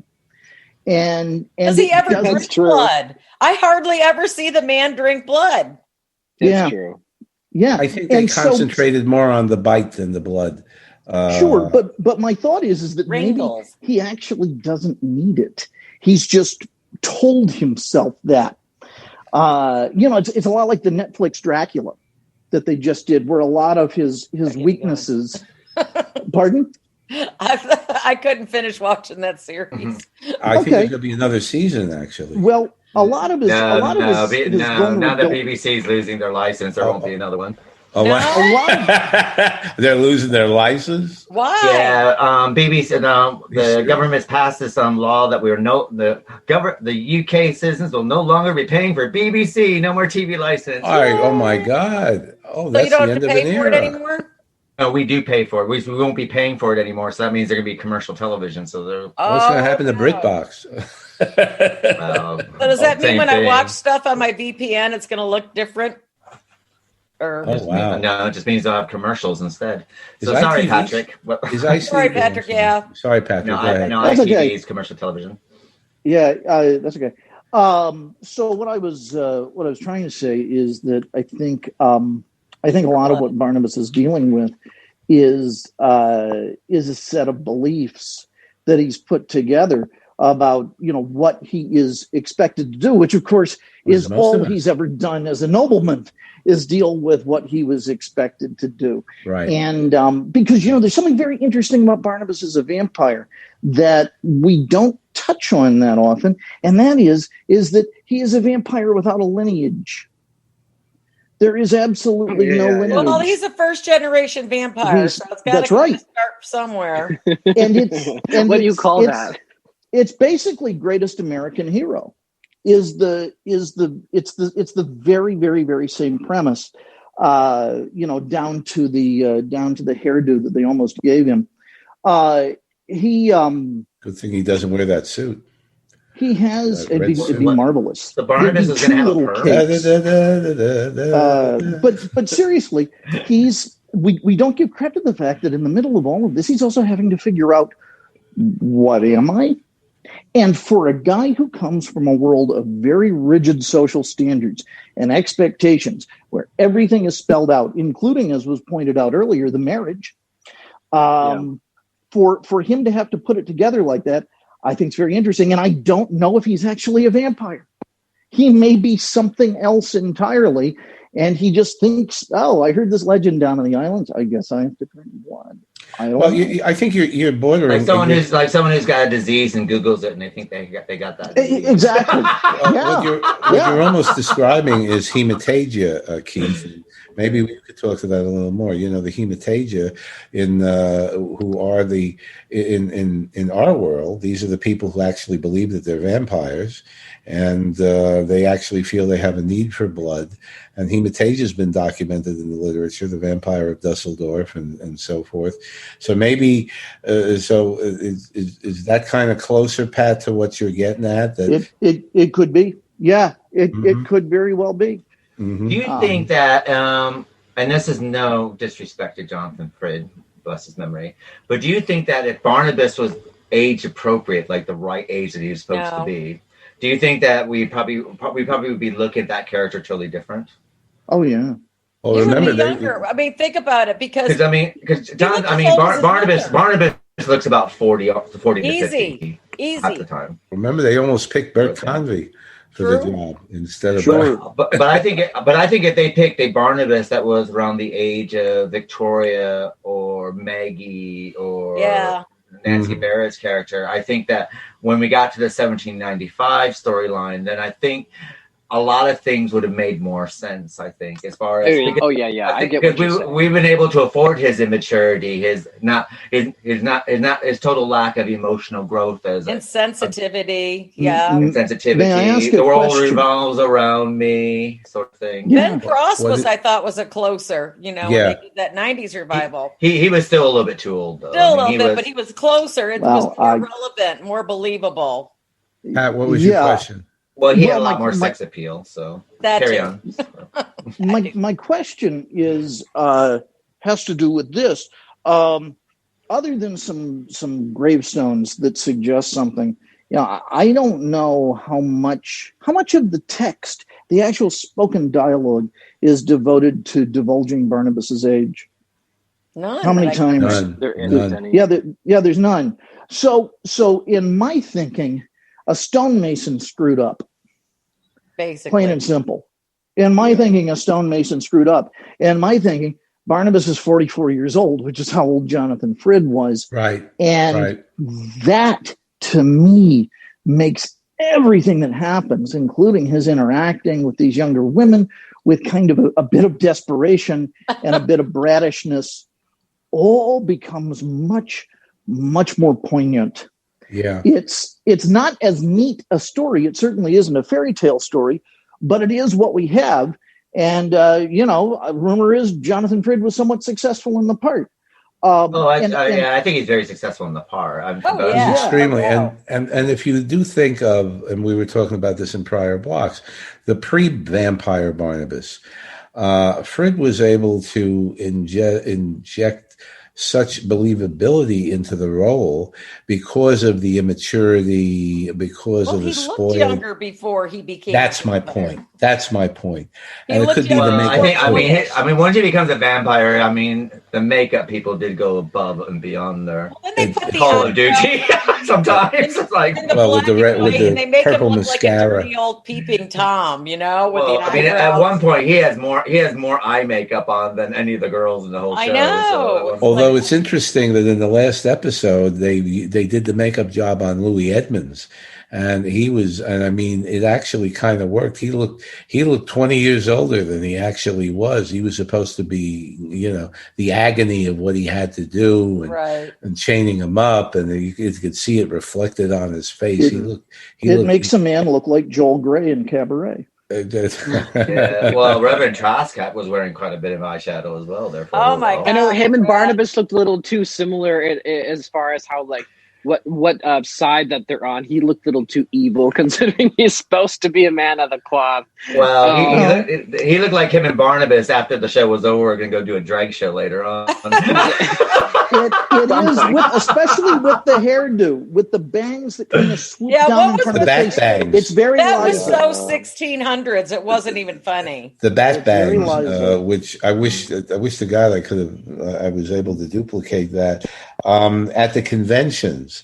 one of the funniest parts was when Louis Edmonds and Jonathan Pryce got together, and Louis Edmonds was clowning around, and he says, "But you know, when Barnabas said, 'Well, Daddy,' well, Daddy, why did I become what I became?" And and he'd be doing this in the classic Louis Edmonds accent, and you just and even I think Louis Edmonds realized at the time that they had this in mind, that Barnabas was really the kid who never really never totally grew up. And by the time when he became a vampire, he grew up, but in a very twisted sense. But once again, when he was younger, when the pre-vampire Barnabas did make him look. He didn't look his age. I think he looked. What do you think, Vicky? I think he looked 10 years younger pre-vampire. I do, and because had more boyish charm going on. There was more of an innocence about him before he was pre-vampire Barnabas. Because he just didn't. He still looked 40. He still looked 40 to me. That ghastly makeup wasn't going on yet. The eye stuff, the darkness. When Barnabas first appeared, I do remember him looking a lot younger with a shorter haircut, no bat fangs, no excessive makeup. He looked so much younger with that look. I think what it was non-excessive makeup, but I think back then they all had bad. No, I think it's because they kept giving him more lines and he had a lot more sleepless nights. Well, they're probably trying to go for the quintessential vampire look, not thinking about the storyline, not thinking about if he would be age appropriate or not. If you're a vampire, you're supposed to be hotter and sexier. You're not supposed to be ghastly. Nowadays, but apparently Bela Lugosi and Christopher Lee and people like that were considered quite sex appeal for their times. Yes, but if you read the books, he's not supposed to look anything like Bela Lugosi. No, but what I'm saying, they're saying Bela Lugosi in 1930s Hollywood when he was cast, he's considered. Oh, he's an matinee idol in Hungary.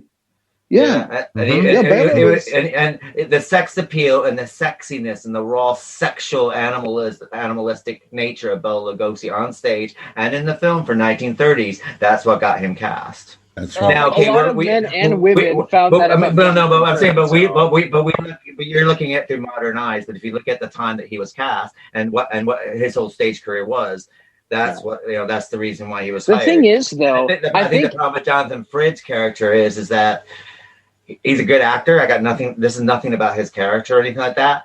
But there are times that there is a lack of sexual prowessness and sex appeal with Jonathan Pryce. That's supposed to be with vampires. There's a lot of sexual tension. It's really all about sex. That's what a metaphor for it. That's what vampires are. It's a mannerism of sexual repression. It's vampires are sexual repression from Victorian times all the way up to now. It's all about being sexually repressed. I think that for the time, Barnabas is appropriate, but if you were to translate it today, I think the vampire and how they appear in our stories and things like that in our movies is kind of, it's kind of based off of the time period that we're living in. You can see like what people throw into what they think a vampire is supposed to be, what he's supposed to look like, I don't know. I think that was actually more in tune with Bram Stoker's version of Dracula. Yeah, that's what that's wrong. That's the reason why we're lucky that film's still alive today. Because I love that film. Because the Stoker family sued that company and they were ordered to destroy every single film of that. Exactly. Well, if any of you have ever actually looked at the Spanish language Dracula, I saw that. Came out with Carlos Villarreal, which came out in 1931, and they filmed it on the same sets. They filmed that at night while they did the Lugosi thing during the day, and that went out to all the Spanish language countries. And he was also, but the Spanish 1931 was more of an elegance and a European snobbishness kind of thing that was totally lacking. It's Western European versus Eastern European. Correct. Yeah. Correct. And then we also, and another thing is it didn't have that 1920s slant that that flappery to 30 slant that the with the eyebrows, the Bela Lugosi version has. Absolutely. Well, no, it's like the clothes, like when you see Mina, and the clothes that she's wearing, and all that sort of stuff. Pat, you have a comment? Yeah, I do. I think that that we're hitting on one of the most important things about the show.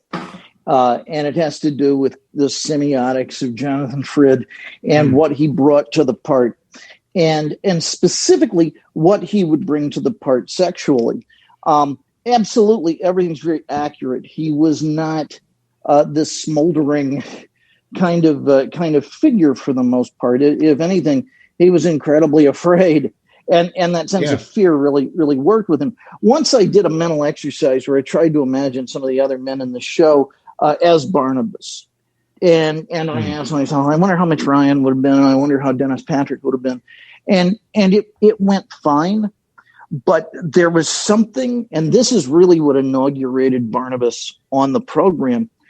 If you had either one of them in the part, or even Joel Crothers in the part, they were so comfortable with Eros, that there honestly, when he had Josette captured, there would have been a rapey vibe, and that would have been real ooky and really unpleasant for the program. But the entire because I think that's the thing we have to talk about. There are two men keeping a woman captured and putting her in different outfits. That's wrong. I'm sorry. That's really, really, really weird. But isn't that queer eye for the straight guy? I guess. Isn't that what they do? I don't know. Two gay guys get a woman and they keep dressing her up. I don't know. It's basically any costuming department I've ever been in. But the thing is that at no point do you ever feel like Maggie is really in sexual danger. You never feel like there is going to be that violation. And then that makes us go, well, what's Barnabas into? And the fact is that he's, from what I can tell, he's into Josette. He's into erasing the pain. He's into doing what he can, just like has been noted, to kind of take responsibility for what he did. But it's in a weird way. It's to reform this person a la Vertigo. And it's exactly Vertigo. It's changing her back into someone he couldn't save, thus saving her. But I think if you begin to look at the success of the show, and women were crazy about Jonathan Frid. It's true. I can't say he wasn't sexually attractive. He was on the cover of Tiger Beat. And I can talk to women who were alive back then, and they freaking loved him. And he would get nude photos and all this other stuff. Women would say, "Bite me" in the letters. Even today, the Facebook Dark Shadows fan pages get weird, even still. So, But I think it's the same women that find him attractive are the same women that probably find Gordon Ramsay attractive. Gordon Ramsay's sexy attractive in a weird sort of way. No, but you know what I mean. There's those weird crush things, isn't it? Yeah. It is objectively true that it was one of the core elements that made the show such a runaway success. And it was sexually, it was one of the most interesting accidents of chemistry that I think TV has ever seen. True. No, that's true. It's certainly true. And we see that all going into the pot here, even though we've been enjoying the entree for a while. I do think that another thing that I guess we need to remember, this was daytime television as well, 1960s. I mean, I don't think soap operas really started juicing it up until the 80s, didn't they? So, well, that's what they had. Gay Couple was in the 80s. I'm trying to remember which show it was. Was General what? Hospital. I don't think General Hospital has their gay married couples on there now and stuff, and they. But I'm talking about. No, I'm talking about when sexuality really started peaking on daytime television. I mean, Dark Shadows. Oh, like in an obvious kind of a way. Like Young and the Restless in the 70s and oh god, like Bold and the maybe Beautiful. That's I mean, that is like the most incestuous. But the 60s until Dark Shadows weren't they mostly just people sitting around a kitchen table bitching about their neighbors at this point? Soap operas, basically. Exactly. There were always handsome doctors. There were always handsome doctors and infidelities and things like that. I think certainly there was an appeal as much as they could do to sex. And in fact, certainly they wanted to, they just couldn't. But by using a vampire who's into this, this doppelganger of the woman he was in love with, I think you could have a much more forward sense of desire than the other soap operas could afford. Mm-hmm. But it was with Jonathan Frid, and that kind of made it safe in its own way. And I think women really responded to that. Sure. And they obviously did. And I have to say that when Dark Shadows got a bit too dangerous, you can tell they always felt uncomfortable. Look at the first Willie and the way he was going after Maggie and Vicky, and I thought he was fantastic as an actor, but it was very uncomfortable. Yeah. You did feel that rapey kind of serial killer vibe with him, whereas with the next Willie, it was a totally different vibe. And at first, when you're used to that other guy, it doesn't feel right. But then after seeing him so long, seeing him with Barnabas, their relationship makes so much more sense, and he does seem more fitting with what they're going for. Again, it's apples and oranges because they didn't, Willie's the whipping post. He just is. James Hall was on for 5 episodes. And so it would have been interesting to see if they had kept him on and then they gave him the shot. To see how he would have interpreted the difference now in the role of being Barnabas' slave, how that would have interpreted. By the way, I do not want to forget, for the Dark Shadows trivia fans out there, who was the maid in this particular block, who I think was talking with Millicent, and that's not on Amazon Prime. And it turns out that her name was Charlotte Fairchild. And here's another thing: she was in the original cast of Damn Yankees, and Mame, and a few others, and a picture I remember back from there. Do you remember Silent Night, Bloody Night from 1972? Sure. And she was in there. She was in there. That Charlotte Fairchild was in Silent Night. Was she the nun? She was yes. Yeah. Yes. And that's the maid. Movies. And that's the maid in this block. I always like to bring that to everybody's attention, because so many, aside from the actors and actresses we all know about, but there were others such as Charlotte Fairchild and others that came into prominence. Marsha Mason, of course, later on, but so many of them came into prominence as a result of Dark Shadows. It was a real breeding ground for people looking to get their teeth into the role, if you'll excuse the pun.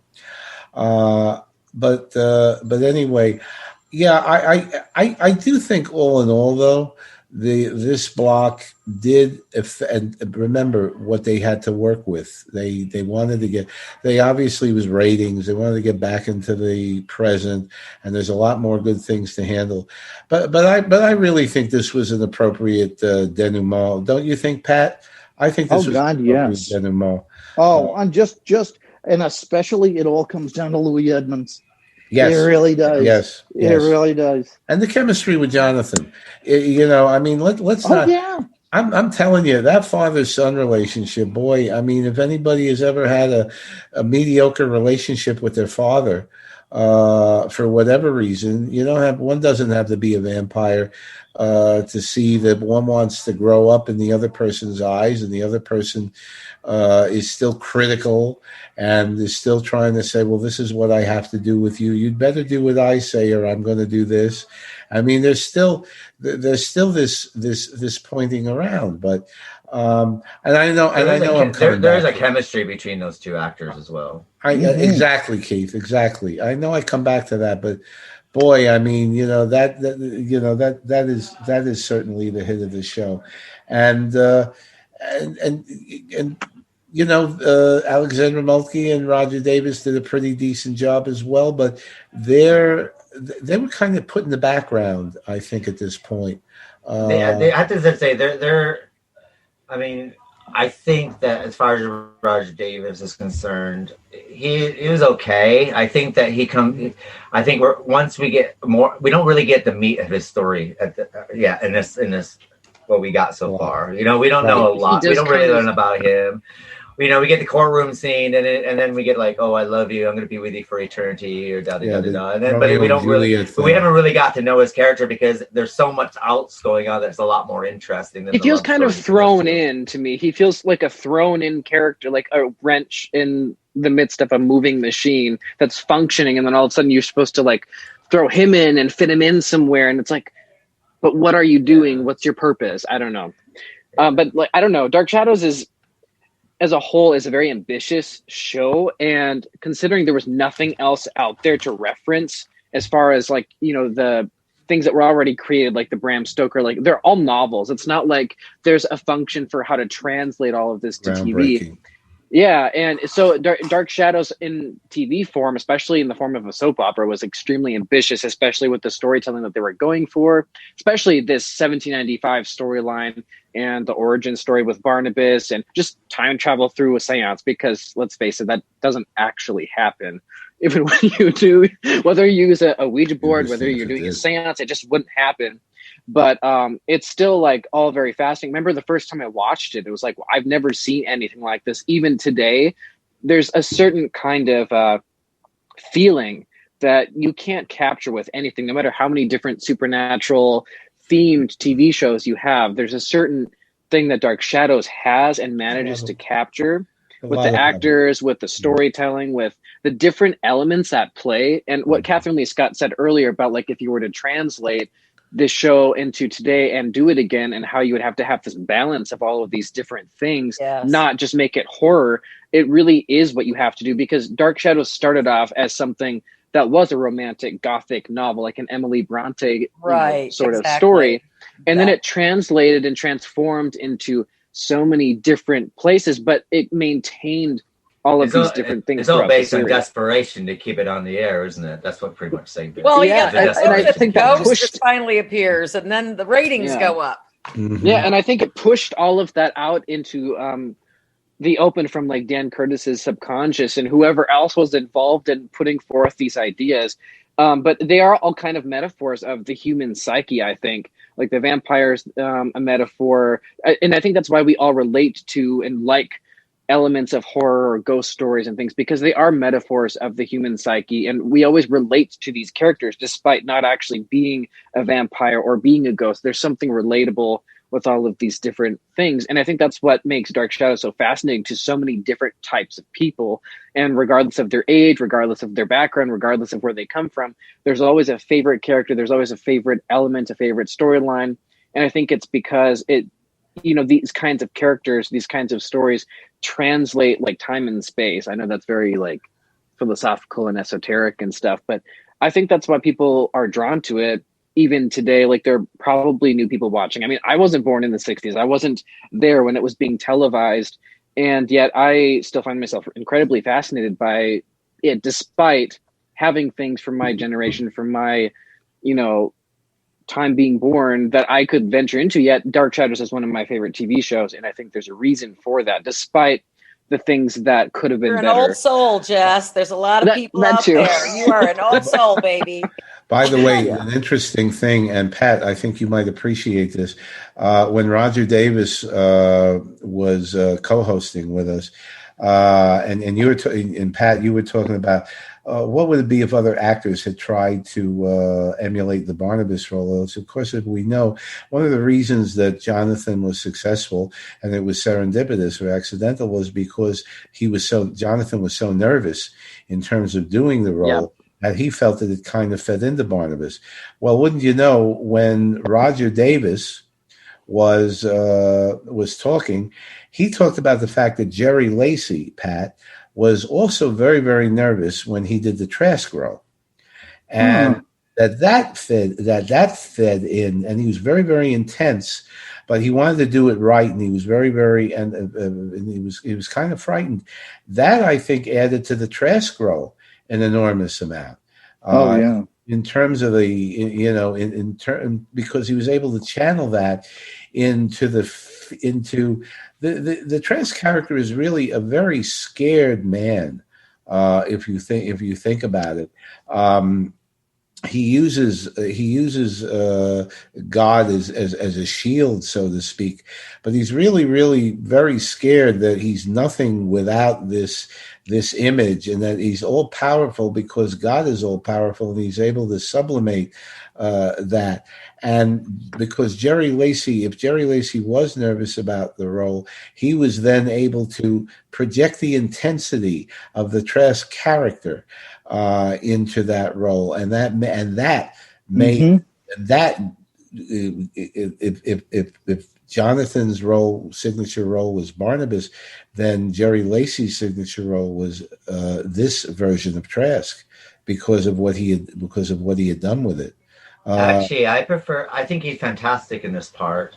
Mm-hmm. I like when Jerry Lacey comes back in another time period. I prefer that character a lot more. This character, I hate him. I think he's brilliant at it.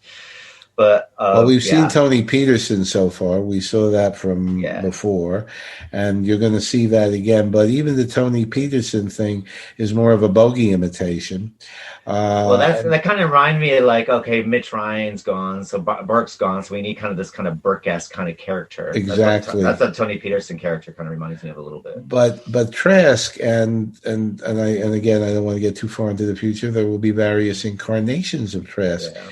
And it's interesting to compare them all and to see which ones were naughtier and which ones were nicer, that kind of thing. But of all of them, there's nothing like this one, because he was such a bastard, and in the end, he got what he deserved. And yes, you're going to see that Trask character come back later on in a very, very interesting vignette, because there was no doubt that there were Reverend Trask fans just as much as there were Jonathan Frid fans, and I think they had the right idea in this case of continuing with that particular character. Don't you think also Trask is kind of like a Marvel villain that basically, he wears his religion like a uniform. That's it's a shield. It's his shield. It's his it's the the uniform that has all that protects them from everyone else. But isn't that what overtly religious people do anyway? They wear their religion as a shield, sort of. He's thing. The essence of the pious hypocrite. And we have those in all religions, I'm afraid, because I think it's a form of Schadenfreude. I've always said that, deriving pleasure from other people's pain. And those people who in the religious area cannot accommodate or assimilate themselves to the true aspect of love, which is supposed to be a part of religion. So instead of love, I think they substitute fear for it. It's the red Corvette syndrome, isn't it? Mm-hmm. That you're covering up your little idiosyncrasy. You get a red Corvette, so therefore it shows you how masculine you are. So therefore everyone will think you're all there is to be. I would have liked to have seen them use. It was so nice to see Abigail again, even as a ghost. I don't think they utilized her. And I would have liked to have seen them bring back Abigail as a ghost a little more. In that, I think they could have done, and not just in a dream. They should have had Abigail maybe plot with Trask because it was Abigail's ghost coming back, and they still could have plotted the way they did when she was alive. That would have been interesting. Well, I mean, here's something. Since you did the bloopers, the bloopers part of this, what is the one blooper that every single character in this block had in common? They all called Daniel David at one point. Oh, that's funny. That's funny. Every single one of them called him David at one point. Every single character. I thought it was so funny. Daniel. I think it's because he was missing her so much of this whole 1795 that when he came back, they're like, oh my God. They never had to use the word Daniel before. Daniel. Although, notwithstanding that, I don't think there were as many bloopers in this one as there have been in others. My favorite still was. I never noticed them. I never noticed the bloopers. This is the only one I noticed, and I found after a while. I think because the block that I saw him is the ones that he appeared in. So because what I do is I watch. I tend to watch five on a Saturday and five on a Sunday, and because they were together that same weekend, that's the reason why I noticed it. Otherwise, I probably wouldn't have noticed it. But it was like, Oh, Joan sure. Bennett did it. Louis Edmonds did it. Nancy Barrett did it. Nathan did it. It's like, it was so funny. Oh, sure. And, and again, that's what makes... Daniel. Yeah, and in a way, I was talking before about Mrs. Brown's Boys. They kept the bloopers in the show, and that's what made that so damn funny. I mean, there was one scene where he's doing the shtick, and the camera accidentally bumps into him, and he falls down, and they kept that thing in, and then he went to the cameraman and he gave him a pat in the head, that kind of thing, Karen, I think he called him. Well, here it is. I mean, now that was brilliant because Dark Shadows did this accidentally. That show did it deliberately. But I think that adds that's humanity. That's an extra dimension of humanity. The real world is now encroaching in upon the fantasy world. And it's pure comedy. But Dark Shadows did it first. I think it's the Cosmos paying back everyone for keeping David Hennessy out of this block for so long. Out of this storyline for so long. They had to do something with him. I mean, he was really very, very underutilized there. And I think, and in this block, you see Daniel behaving a little more like David. Because, frankly, I don't think they made I don't think Hennessy had a chance to work enough on it so that he could have been his own person. He could have been his own individual character. So Daniel turned really out to be a worded version of David. And once again, this is much, much later, but you're going to see the character of Daniel Collins again, but as an adult. And that's played by Louis Edmonds. So the son becomes the father, and that's going to be late. That's going to be later on. Now, I do think that before we cut to our favorite and least favorite character, I do think that we need to cover the very last episode of this block and how successful that is with the hanging of Victoria. Yeah, and I sit there and say this was one of the most tense episodes that we've seen so far on Dark Shadows is the hanging of Victoria and the way that it's filmed and everything about it. And then we get the hanging, and of course it ends. It goes to black, and what we get is the titles. And I have to sit there and say that I think this is the most intense moment that we've seen in Dark Shadows up to this point. Right. Maybe the burning of Laura and David in the fire, but this is I think Josette going over the Widow's Hill was pretty intense.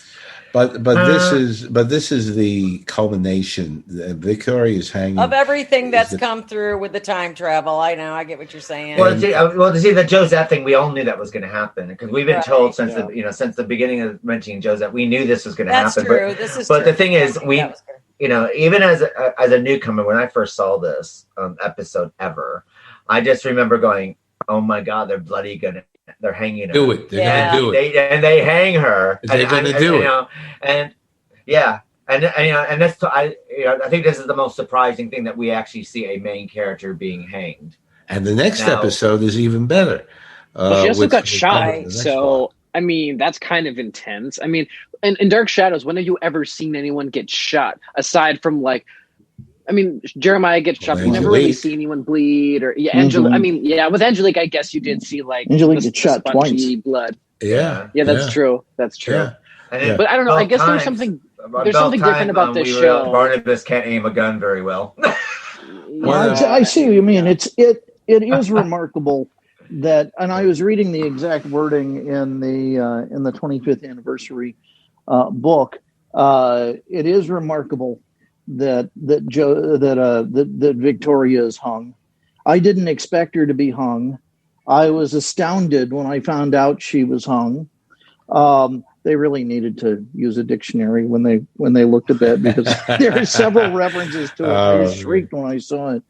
Well, I think you don't expect to see violence like that daytime drama, especially for back then. I mean, we got their movies and stuff, but this is like soap opera stuff. There's housewives. Yeah, but yeah, I think you also have to remember, as far as Victoria's character is concerned, Victoria, no matter what's going to happen, she's going to live through everything, and that's what we come to. Sure. That's right. All the way That's through. right. She's there. I mean, I know that Jonathan and Joan Bennett and all those are star show, but it's basically the world. It's the world according to Victoria. That's what we're seeing. Right. Basically, everything's through. We're almost seeing everything through Victoria's eyes. We're feeling everything through Victoria. So to have this character, Well, you kind of have to, because she was the one that was taken from 1960 in there. So we're supposed to see things through her lens. But even from the beginning of the very show, it's the life story of Victoria Winters with supporting. It started out that way, but I do feel like they did deviate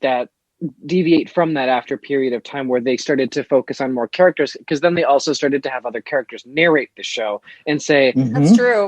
What was going on. So I think it stopped. I don't even know when exactly it stopped. But it stops in the next few blocks. But we'll get yeah. but it is that thing is that nothing bad can happen to Victoria. Nothing bad ever happens to Victoria. She always pulls out of it. And we've seen her pull out of, whether she's been kidnapped, she pulls out of it. Whether it's, for whatever reasons, up until this point, Victoria's always come out on top. Even when her life's hanging by a thread, she always comes out on top. And also she's stuck in the attic, and Louis Edmonds is outside making ghost noises, trying to scare her when she's stuck. And then we finally realize, I think this is the point where we realize that once she's hanged, I think all of a sudden you think, oh my God, anything can happen to any of these characters. It gives you the revelation that any of these characters can die at any moment. Well, she is different when she comes back.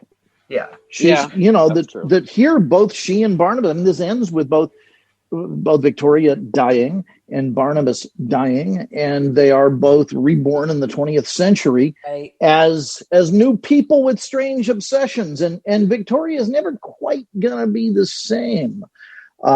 She is at this point just on a countdown to vanishing back into the past.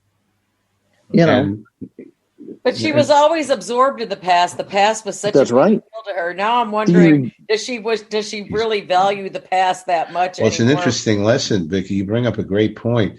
I mean, here she always had a romantic fantasy about the past.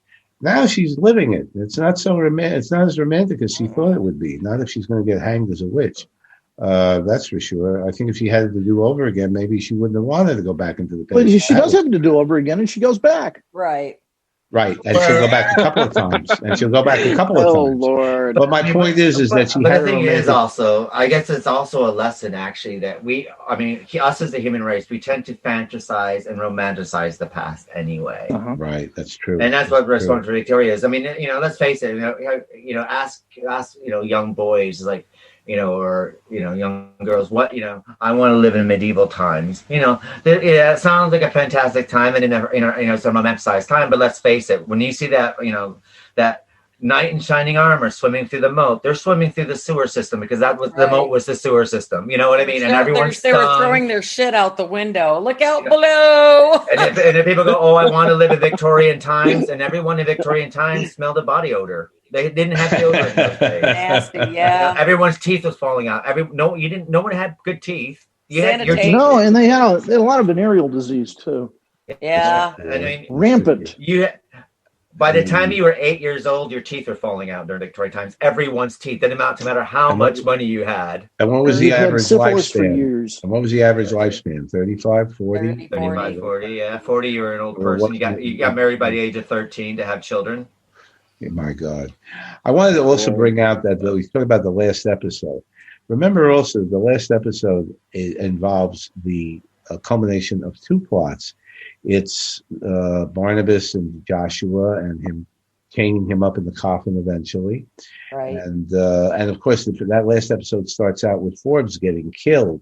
Forbes, you almost think that Forbes had the method to kill Barnabas with the crossbow. And there was a blooper, by the way. I think the original line was with Fred, "You didn't hit me." Well, then they added, "You didn't hit my heart," because obviously it hit him. But I think they inserted that into the tape. But the bottom line is that Forbes getting killed, then putting the final goodbyes, and I think that could have been a little elaborated on a little more. After all the anguish at the end they just said, "Oh, goodbye," goodbye. I think it's because I think Victoria actually looked up the dates. Victoria gets hung on a Friday when it aired. Right. Yes. So it was a great weekend thing. But the point is that so the first half of the episode dealt with Barnabas being chained and Forbes being killed and wrapping that up. And then the second part dealt with the Vicky's hanging. So it was a really special episode, I think, because it wasn't one of these, like I said, like we used to talk about, taking a month for an autopsy report to come out, Right. like in the first year.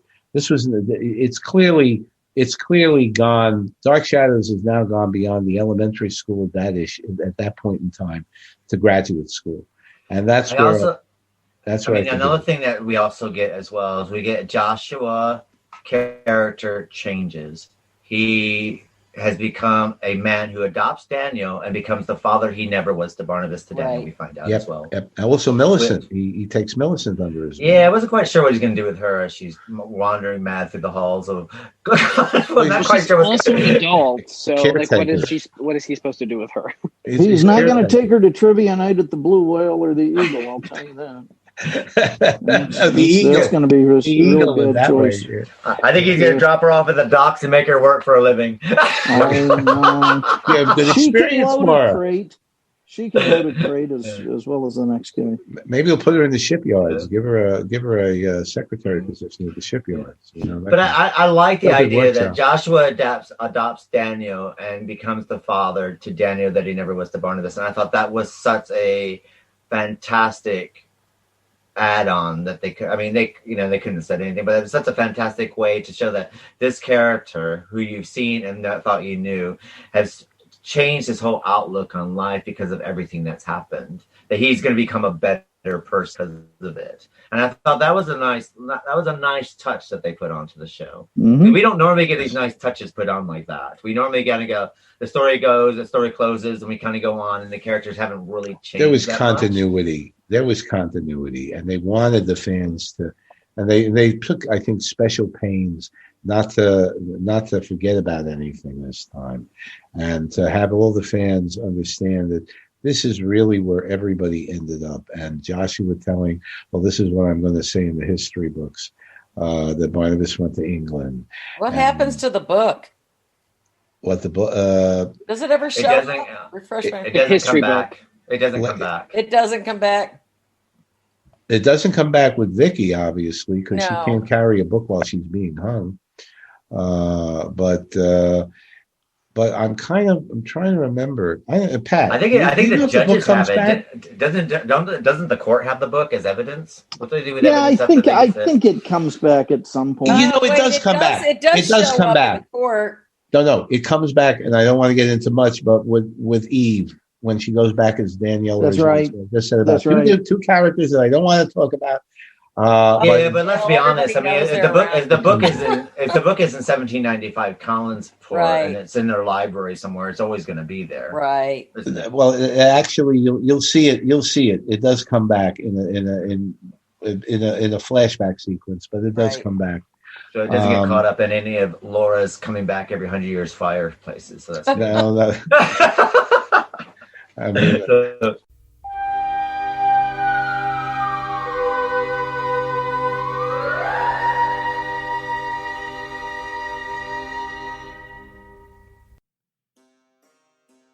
From the co-writers of the Amazon top-selling serial story, Timeslingers, comes a new, full-cast audiobook, Death of a Bounty Hunter, a supernatural steampunk western.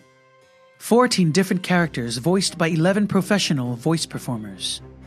A Korean bounty hunter named Flint finds himself in the middle of an occult plot to steal a powerful relic from an innocent woman. Get me the Iron Spur, and I will show you true power. Caught between the desperate sheriff who's becoming unhinged at the worst possible time. He mutters the word like a curse dipped in sarcasm. I draw my gun and shoot him between the eyes. And the phantom woman haunting his nightmares. The living always think the dead are worse off. Flint will have to make a choice. Confront the sheriff's posse of misfits or run. But he's losing time. An ogre of a man with a Gatling gun for an arm. The brash and headstrong Pinkerton agent, Geraldine Abernathy. And a young, speedster idiot ludicrously named Fancy Dude. They'll all converge at the home of a widow who's lost everything but possesses the relic they all desire, the Iron Spur. Damn that trinket to hell. I don't care what it is or what it does or why the Duskfinders want it. I care about my children. Death of a Bounty Hunter. The weird western you've been waiting for. Available on www.deathofabountyhunter.com.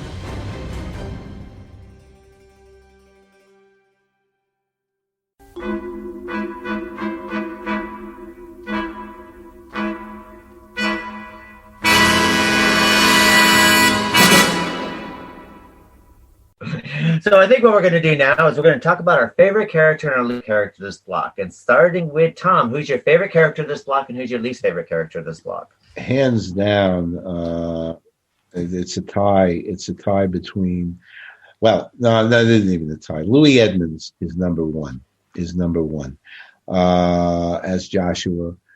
Tremendous, as Keith was talking about, as we all were, tremendous range. He puts the kitchen sink into this last block as Joshua, because I think at this point also they didn't know that Joshua was ever going to be coming back as that character, and I'm not going to say anything more about it. But I think it was a tour de force, and the chemistry between him and Frid. So Frid is just about. Not quite a tie, but just about almost a tie. Louis Edmonds and Jonathan Frid. I do want to give honorable mention to Nancy Barrett as Millicent, who once again portrayed the plot that we didn't talk about was Nathan's efforts to try and get Millicent to appear insane, Drive her crazy. Send her upstairs to the room where Barnabas was in the right, and that's where Barnabas met her and attacked her to shut her up. That's what drove Naomi over the edge. That was a different scene where he saw him biting her in the garden. Right, and that's where like Chekhov, all this stuff occurred in the garden. A lot happened in this block. A lot, absolutely. But so as far as those are those are my picks for best. So many of them were really, really good. I can't think of. I mean, even the maid, even the maid was really, really decent. I think once again they didn't give David Hennessy a lot to do. And again, because of the writing, but I wouldn't say he was bad at all. I think, but Daniel turned into a watered down version of David at that point, because I don't think he could. What else could he do with him? So that's my take. And Vicky, I would say it was not so much the characters I loved the most, because I thought they were all pretty strong.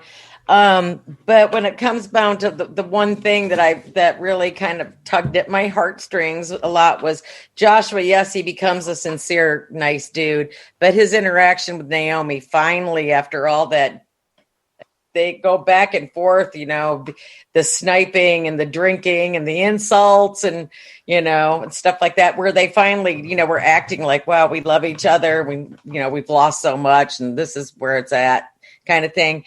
And they were just so strong, Joan Bennett's always strong, but Joshua really came through. I have to agree with Tom. And my least favorite, I'd have to say, is Noah. He didn't really do anything that notable for me. I mean, I wouldn't notice him if he was gone. To tell you the truth, I feel bad. He's out there and he's listening. And if he's still alive, I'm sorry. No, But, he passed away. No, that's A too long bad. time ago. Yeah, a long But time. but there's just The 80s. something about it. It was not really so much his fault. They really didn't give him a whole lot going on, other than being, The villain, Daniel's jailer. the side villain. The side villain. Yeah. And what about yourself, Jesse? Who's your favorite and least favorite? I don't know how to answer that question. I would be able By to giving us a answer name. what my I would be able to say what my favorite plot points were and what my least favorite ones were, because I really like so many of the characters, and I feel like otherwise we're just going to be repeating the same thing. But I would say my favorite plot points. I'll start with my least favorite, because I do think the Trask and Nathan Forbes story drags on a little too much, especially with him seeing the hand, him not seeing the hand, Nathan Forbes coming over to visit and make sure Trask is okay, which is just kind of stupid to me. And then seeing, what's her name? Millicent? What's the name of the the chick that dies. Maud Browning. Maud Browning, yeah, Maud Browning. Vala Clifton played her. Yeah, The hooker. when Maud Browning is dead and he comes in and sees her hand and just assumes, oh, you guys were getting it on. Pretty much. Man after my own heart. Yeah. Well, I'm going to amend, actually. I'm going to say the worst person. I'm going to take that. I'm going to take back Daniel. Vala Clifton as a ghost was horrible. I just didn't like her. She's just like, that kind of thing. So I'm gonna put that in. But go ahead. Okay. And then my favorite, I always love this part of the story with Barnabas, and seeing him interact with Naomi finally, with Joshua finally, after all this time of them not realizing that he's dead, because Joshua this whole time has been such a huge skeptic of the supernatural. We've heard the conversations that he's had with Doesn't matter what character he has. Louis Edmonds always. It's true. It's always with all of the characters, but specifically about tarot cards and this, that, and the other thing with Natalie. And I don't know. There's just something so satisfying about seeing, even though it's really sad and heart-wrenching how Naomi dies. I've always loved Joan Bennett as Naomi. It was, I don't know, you get to see a different side of Joan Bennett. So beautiful. They dress him up quite well. Oh, I know. She's so flattering in this time. In this time period, and she gets to wear her bows without Keith outfits. giving me shit about her bows, because I like her bows. Joan Bennett even said, I like her bows too. Joan Bennett even said that she really liked it when she did the periods and they dressed her up in those, because it reminded her. I really don't blame her. It reminded her of when she was in the movies and they had to dress her up, stuff like, especially when she did the screen test with Donald. She was a stunner. I have to sit there and say, though, that the costuming for 1795 is so superior than what we've seen up to this point for all of them. I mean, they dressed. Oh, it's true. They dressed all of them so very, very well. And I mean, flattering colors, nothing looks out of place or out of time. It all, except for Keith, which side their bread was buttered on. Take a close look, though. Take a close look, though. It's not clothing. But take a close look, though, at the piece of furniture right underneath Barnabas' portrait. If that don't look like an old-time radio, I'll eat my hat. It really looks like an old-time radio with the dials in it. If you look very closely. I'll have to look. You have to look, yeah. I mean, the men costumes are excellent. We got to know what religion each of the actors were. We got to know what side they dressed on. That was great about the men. That's what I'm saying. Which side was he dressing on? Especially Jeremiah. Well, there's only so many places you can put it. And Joshua and corduroy, I thought that was an interesting touch. His corduroy. I used to like Nathan Forbes' character in the beginning, and I realized how much I actually hate him right now with these episodes. He's just such a loathsome He's a douche sore. canoe completely. You want to take a needle and pop him. No pun intended, because I know he has like really bad acne. But his last good guy gasp was when he was trying to warn Trask about what was going on, but even then, it irritated me. Yeah, but even then, you could see he's turning. He's trying to help a bad guy. So by this point, he was completely and utterly, completely and utterly evil. We're all making like the hand, Timothy Gordon's hand at this point, on the video. So where you really get that impression, but again, Joe Kravitz, may rest in peace. He loved that role, and I can understand why. What about yourself, Patrick? Who is your favorite and least favorite character of this block? I don't have a least favorite character in this. I really don't. I don't mean to be Pollyanna with that, but I think this is such a brilliantly constructed machine that I have no least favorite character. I'm obligated, I think, by my relationship with the show and just my personal feelings. I have to go with Barnabas on this. I think he's very easy to take for granted, but I mean favorite. What does that? I mean, I don't want to take a road trip with the guy or something. But I love seeing a good man fall, and that this is building the need for him to regain who he not who he was, but who he could have been, which is what happens over the rest of the series. You can't leave out the episode where Sarah finally appears to him, which is only about a week or so before, maybe it's just 2 or 3 episodes before the time travel sequence begins, where she appears to him and she says, "Barnabas, you're not a good person." He says, "You have to learn to be good again. You have to do it," which lets us know that he has a future. So this is where we get to see, I mean, only on Dark Shadows would they set up a flashback. And this is where we see that that fall from potential happen. And it's just fascinating. And I think Fred does a marvelous job. The thing is that when you kind of break this stuff down and analyze it, you get so close to it that it's very easy to do the hard thing, which is to look at characters who are not Barnabas and say, "Oh, I like that one." And it's absolutely true. It's absolutely accurate. Personally, Louis Edmonds' transformation as Joshua is just remarkable. And I completely get that.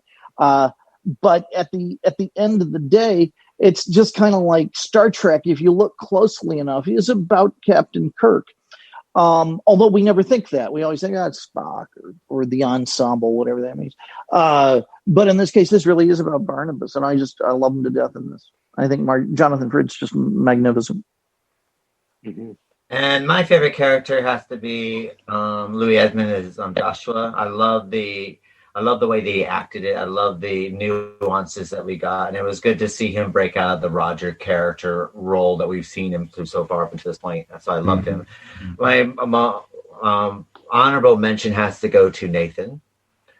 The reason being for me is that to see the actor turn on a dime like that and get someone that, so far we've seen him as the good guy, and then we kind of got this kind of shade of gray where it's okay, it might be a little bit menacing, but then we got the menacing version of him. And I got to, it's a bit like when Trask was for me. When I first saw Trask, it's like you just hate him.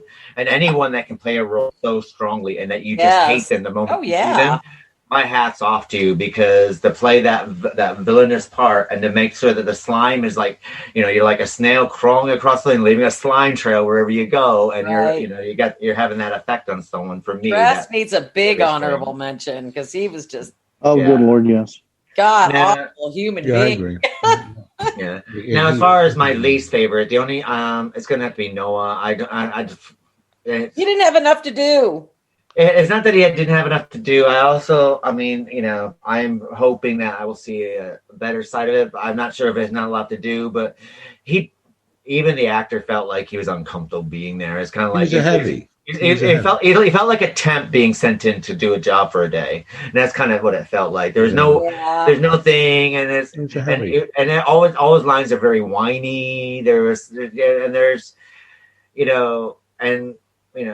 think I don't know if it's the actor, but it might be the writing as well. It's almost like kind of acts as kind of why is he there sort of thing.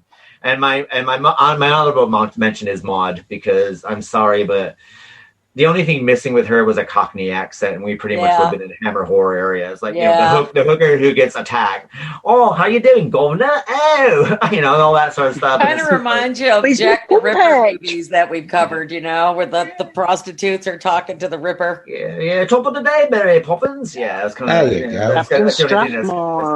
Wait a minute. Are you saying Mary Poppins was the Ripper? No. Oh, okay. She was evil. Mary Poppins is an evil character. Jack the Ripper shows before, and they have that Cockney. They always had that Cockney prostitute. That they took over. Mary Poppins didn't have that. It was Bert that had that. Sure. Yeah. Now wait. But I'm saying everyone around Mary Poppins had that Cockney. Mary Poppins is a Cockney prostitute. No, Mary Poppins is a Cockney prostitute who's Jack the Ripper. My mind's blown. No, she was a child those kids with her umbrella, She's a child abuser. Feed the birds, indeed. Up in the bag.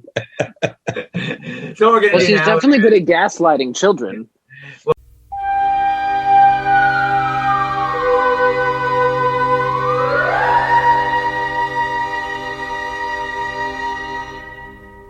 What we're going to do now is talk about our overall thoughts of this block, and then we'll come to our close. Start with you, Jesse, your overall view of this block. Short. Well, this is probably my favorite. This is my favorite block. I think at least one of them, just because I do, like I said earlier, love seeing characters I like to see Natalie and Joshua come together and working on something like in ways that you never would have imagined when you start the show out in this period. And then I also like to see more of Barnabas as well, and seeing Joshua and Naomi finally after turning. And then seeing Victoria have to go through all this escaping from jail. Like there's so much to be anxious about in this. I can't say I'm too impressed with like Millicent's character though. That's the only thing, because she doesn't have much to do, but I love Nancy Barrett. She's one of my favorite actors in the show, probably one of the most developed actors. I think the one that you've seen develop the most on the show and really shine after, because I remember in the first few episodes I kind of felt awkward about her character. I'm like, I don't get what she's playing and I don't really understand her, but then she really does develop, and she can do all kinds of crazy roles and be normal one second and then go crazy the next. So that's fascinating as well to see. What about yourself, Patrick? What are your favorite what's your overall views of this block? I just love it. I think that this is, I think 1795 in so many places is mind-numbingly boring, but this final, no, it is. It's just dreadful. It's true. It is true. It is this pale, pallid pea soup, green, ugly, time-wasting nonsense.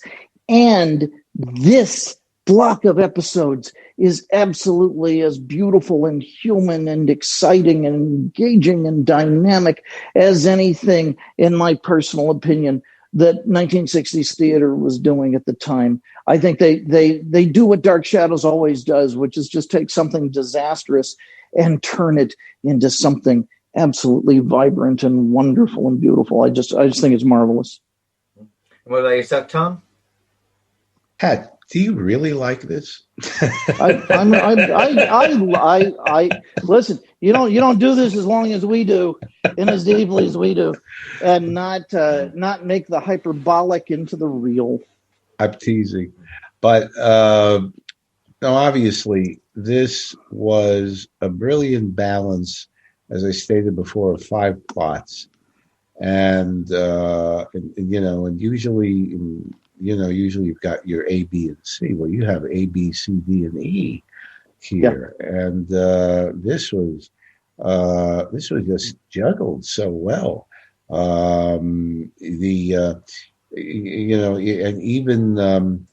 and the few bloopers that were there, and as I said, there weren't as many aside from the one that Keith pointed out. And I did kind of like when Trask is, when the candle is supposed to be blowing out and it actually isn't, that kind of thing. Oh, and the Bethia spell of creating an artificial light that Barnabas has to follow in order to get to the old house.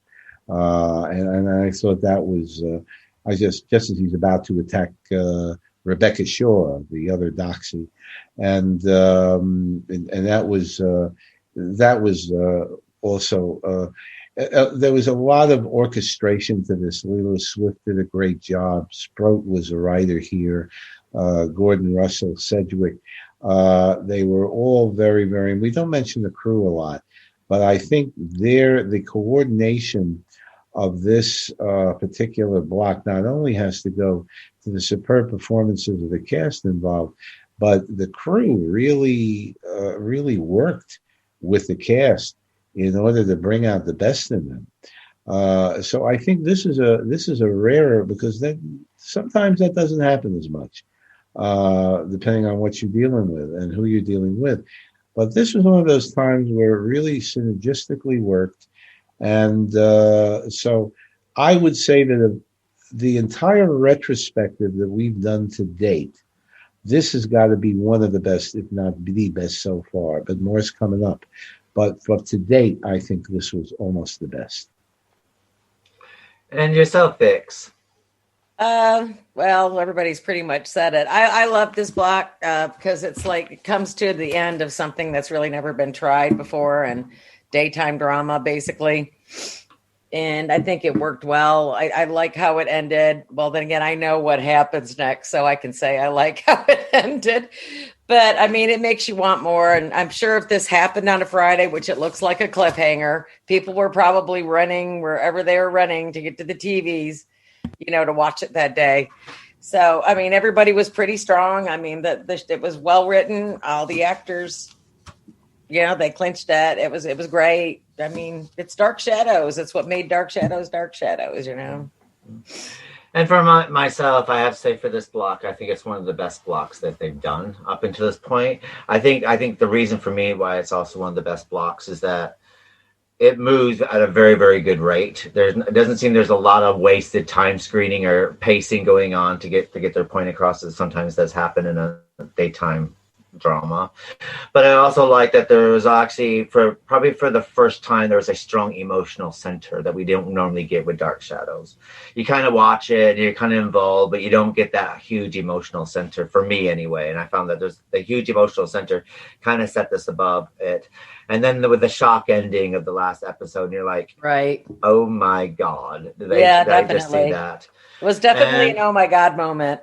I gotta say that this reminds me. Pat was talking about a Star Trek. So there was a Star Trek episode, Amok Time, which dealt with the big fight between Spock and Kirk on Vulcan, and where Spock kills Kirk apparently during the fight. And is that when Spock had the 7-year itch?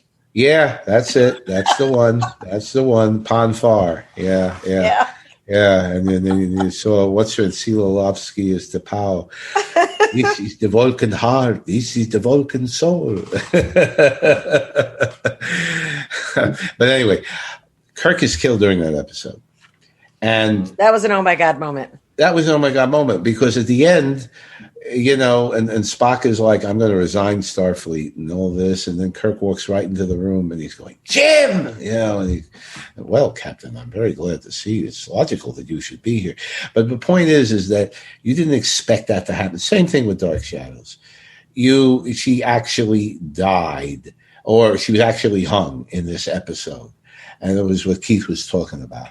She was as hung as most of the men on the show. Was Yeah. I think the word. I'm sure Jonathan and Louie might agree with you.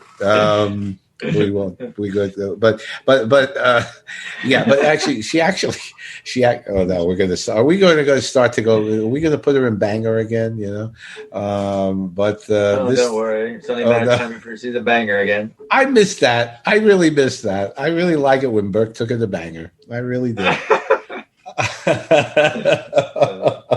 And especially when David talked about I'm going to banger too. But anyway, enough of that. So this really this was a real cliffhanger, as good as the Perils of Pauline, as good as any cliffhanger you're ever going to see anywhere. And I also like that. I think another thing that helps with this is also we let for probably the first time through the whole 1795 and through the whole show that we actually got to see a little bit of grieving for a lost character as well, which we didn't get before that. So for me, this is very strong.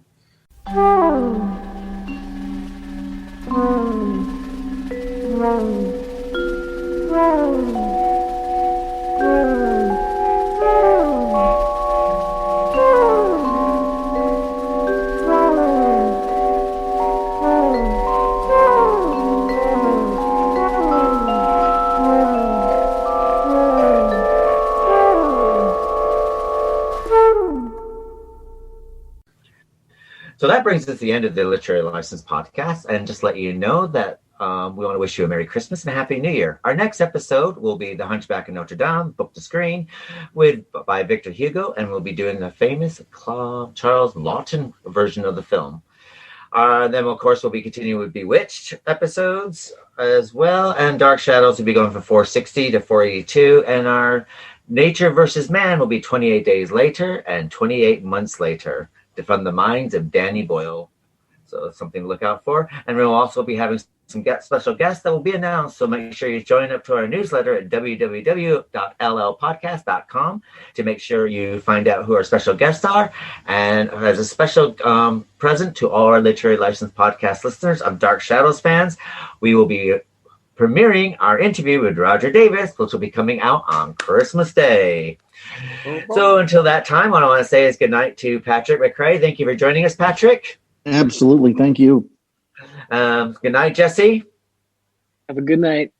Good night, Tom. Why was I not made of stone? There's an impression for Hunchback of Notre Dame. But I know everybody's cringing at this point. But good night to shut up, Vicky. But I'm teasing. But good night to everybody, and Merry Christmas, Happy New Year, and Happy Hanukkah as well, Yes, and Kwanzaa. Go ahead. And good night, Vix. Good night, everybody. Happy Christmas, happy holidays, happy whatever it is, whatever floats your boat. Just be safe. And it's good night for myself. Happy holidays. Have a great and happy New Year. And make sure we make 2021 so much better than 2020, which is not going to be a hard task for those out there. See you later.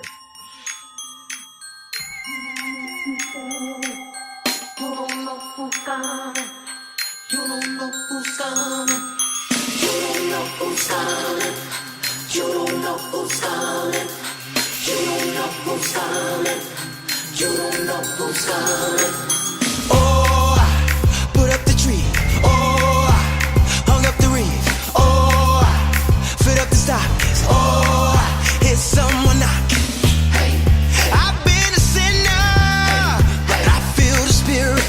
Hey, I feel the footsteps. Oh, tell me, can you hear it? I hope it's Santa. Hope it's Santa. 'Cause that gay telegram is gonna drag me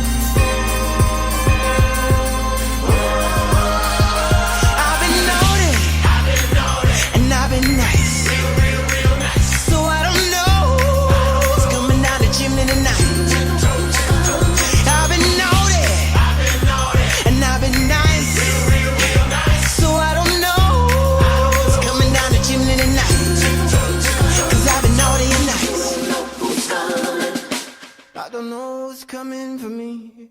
I don't know what's coming for me.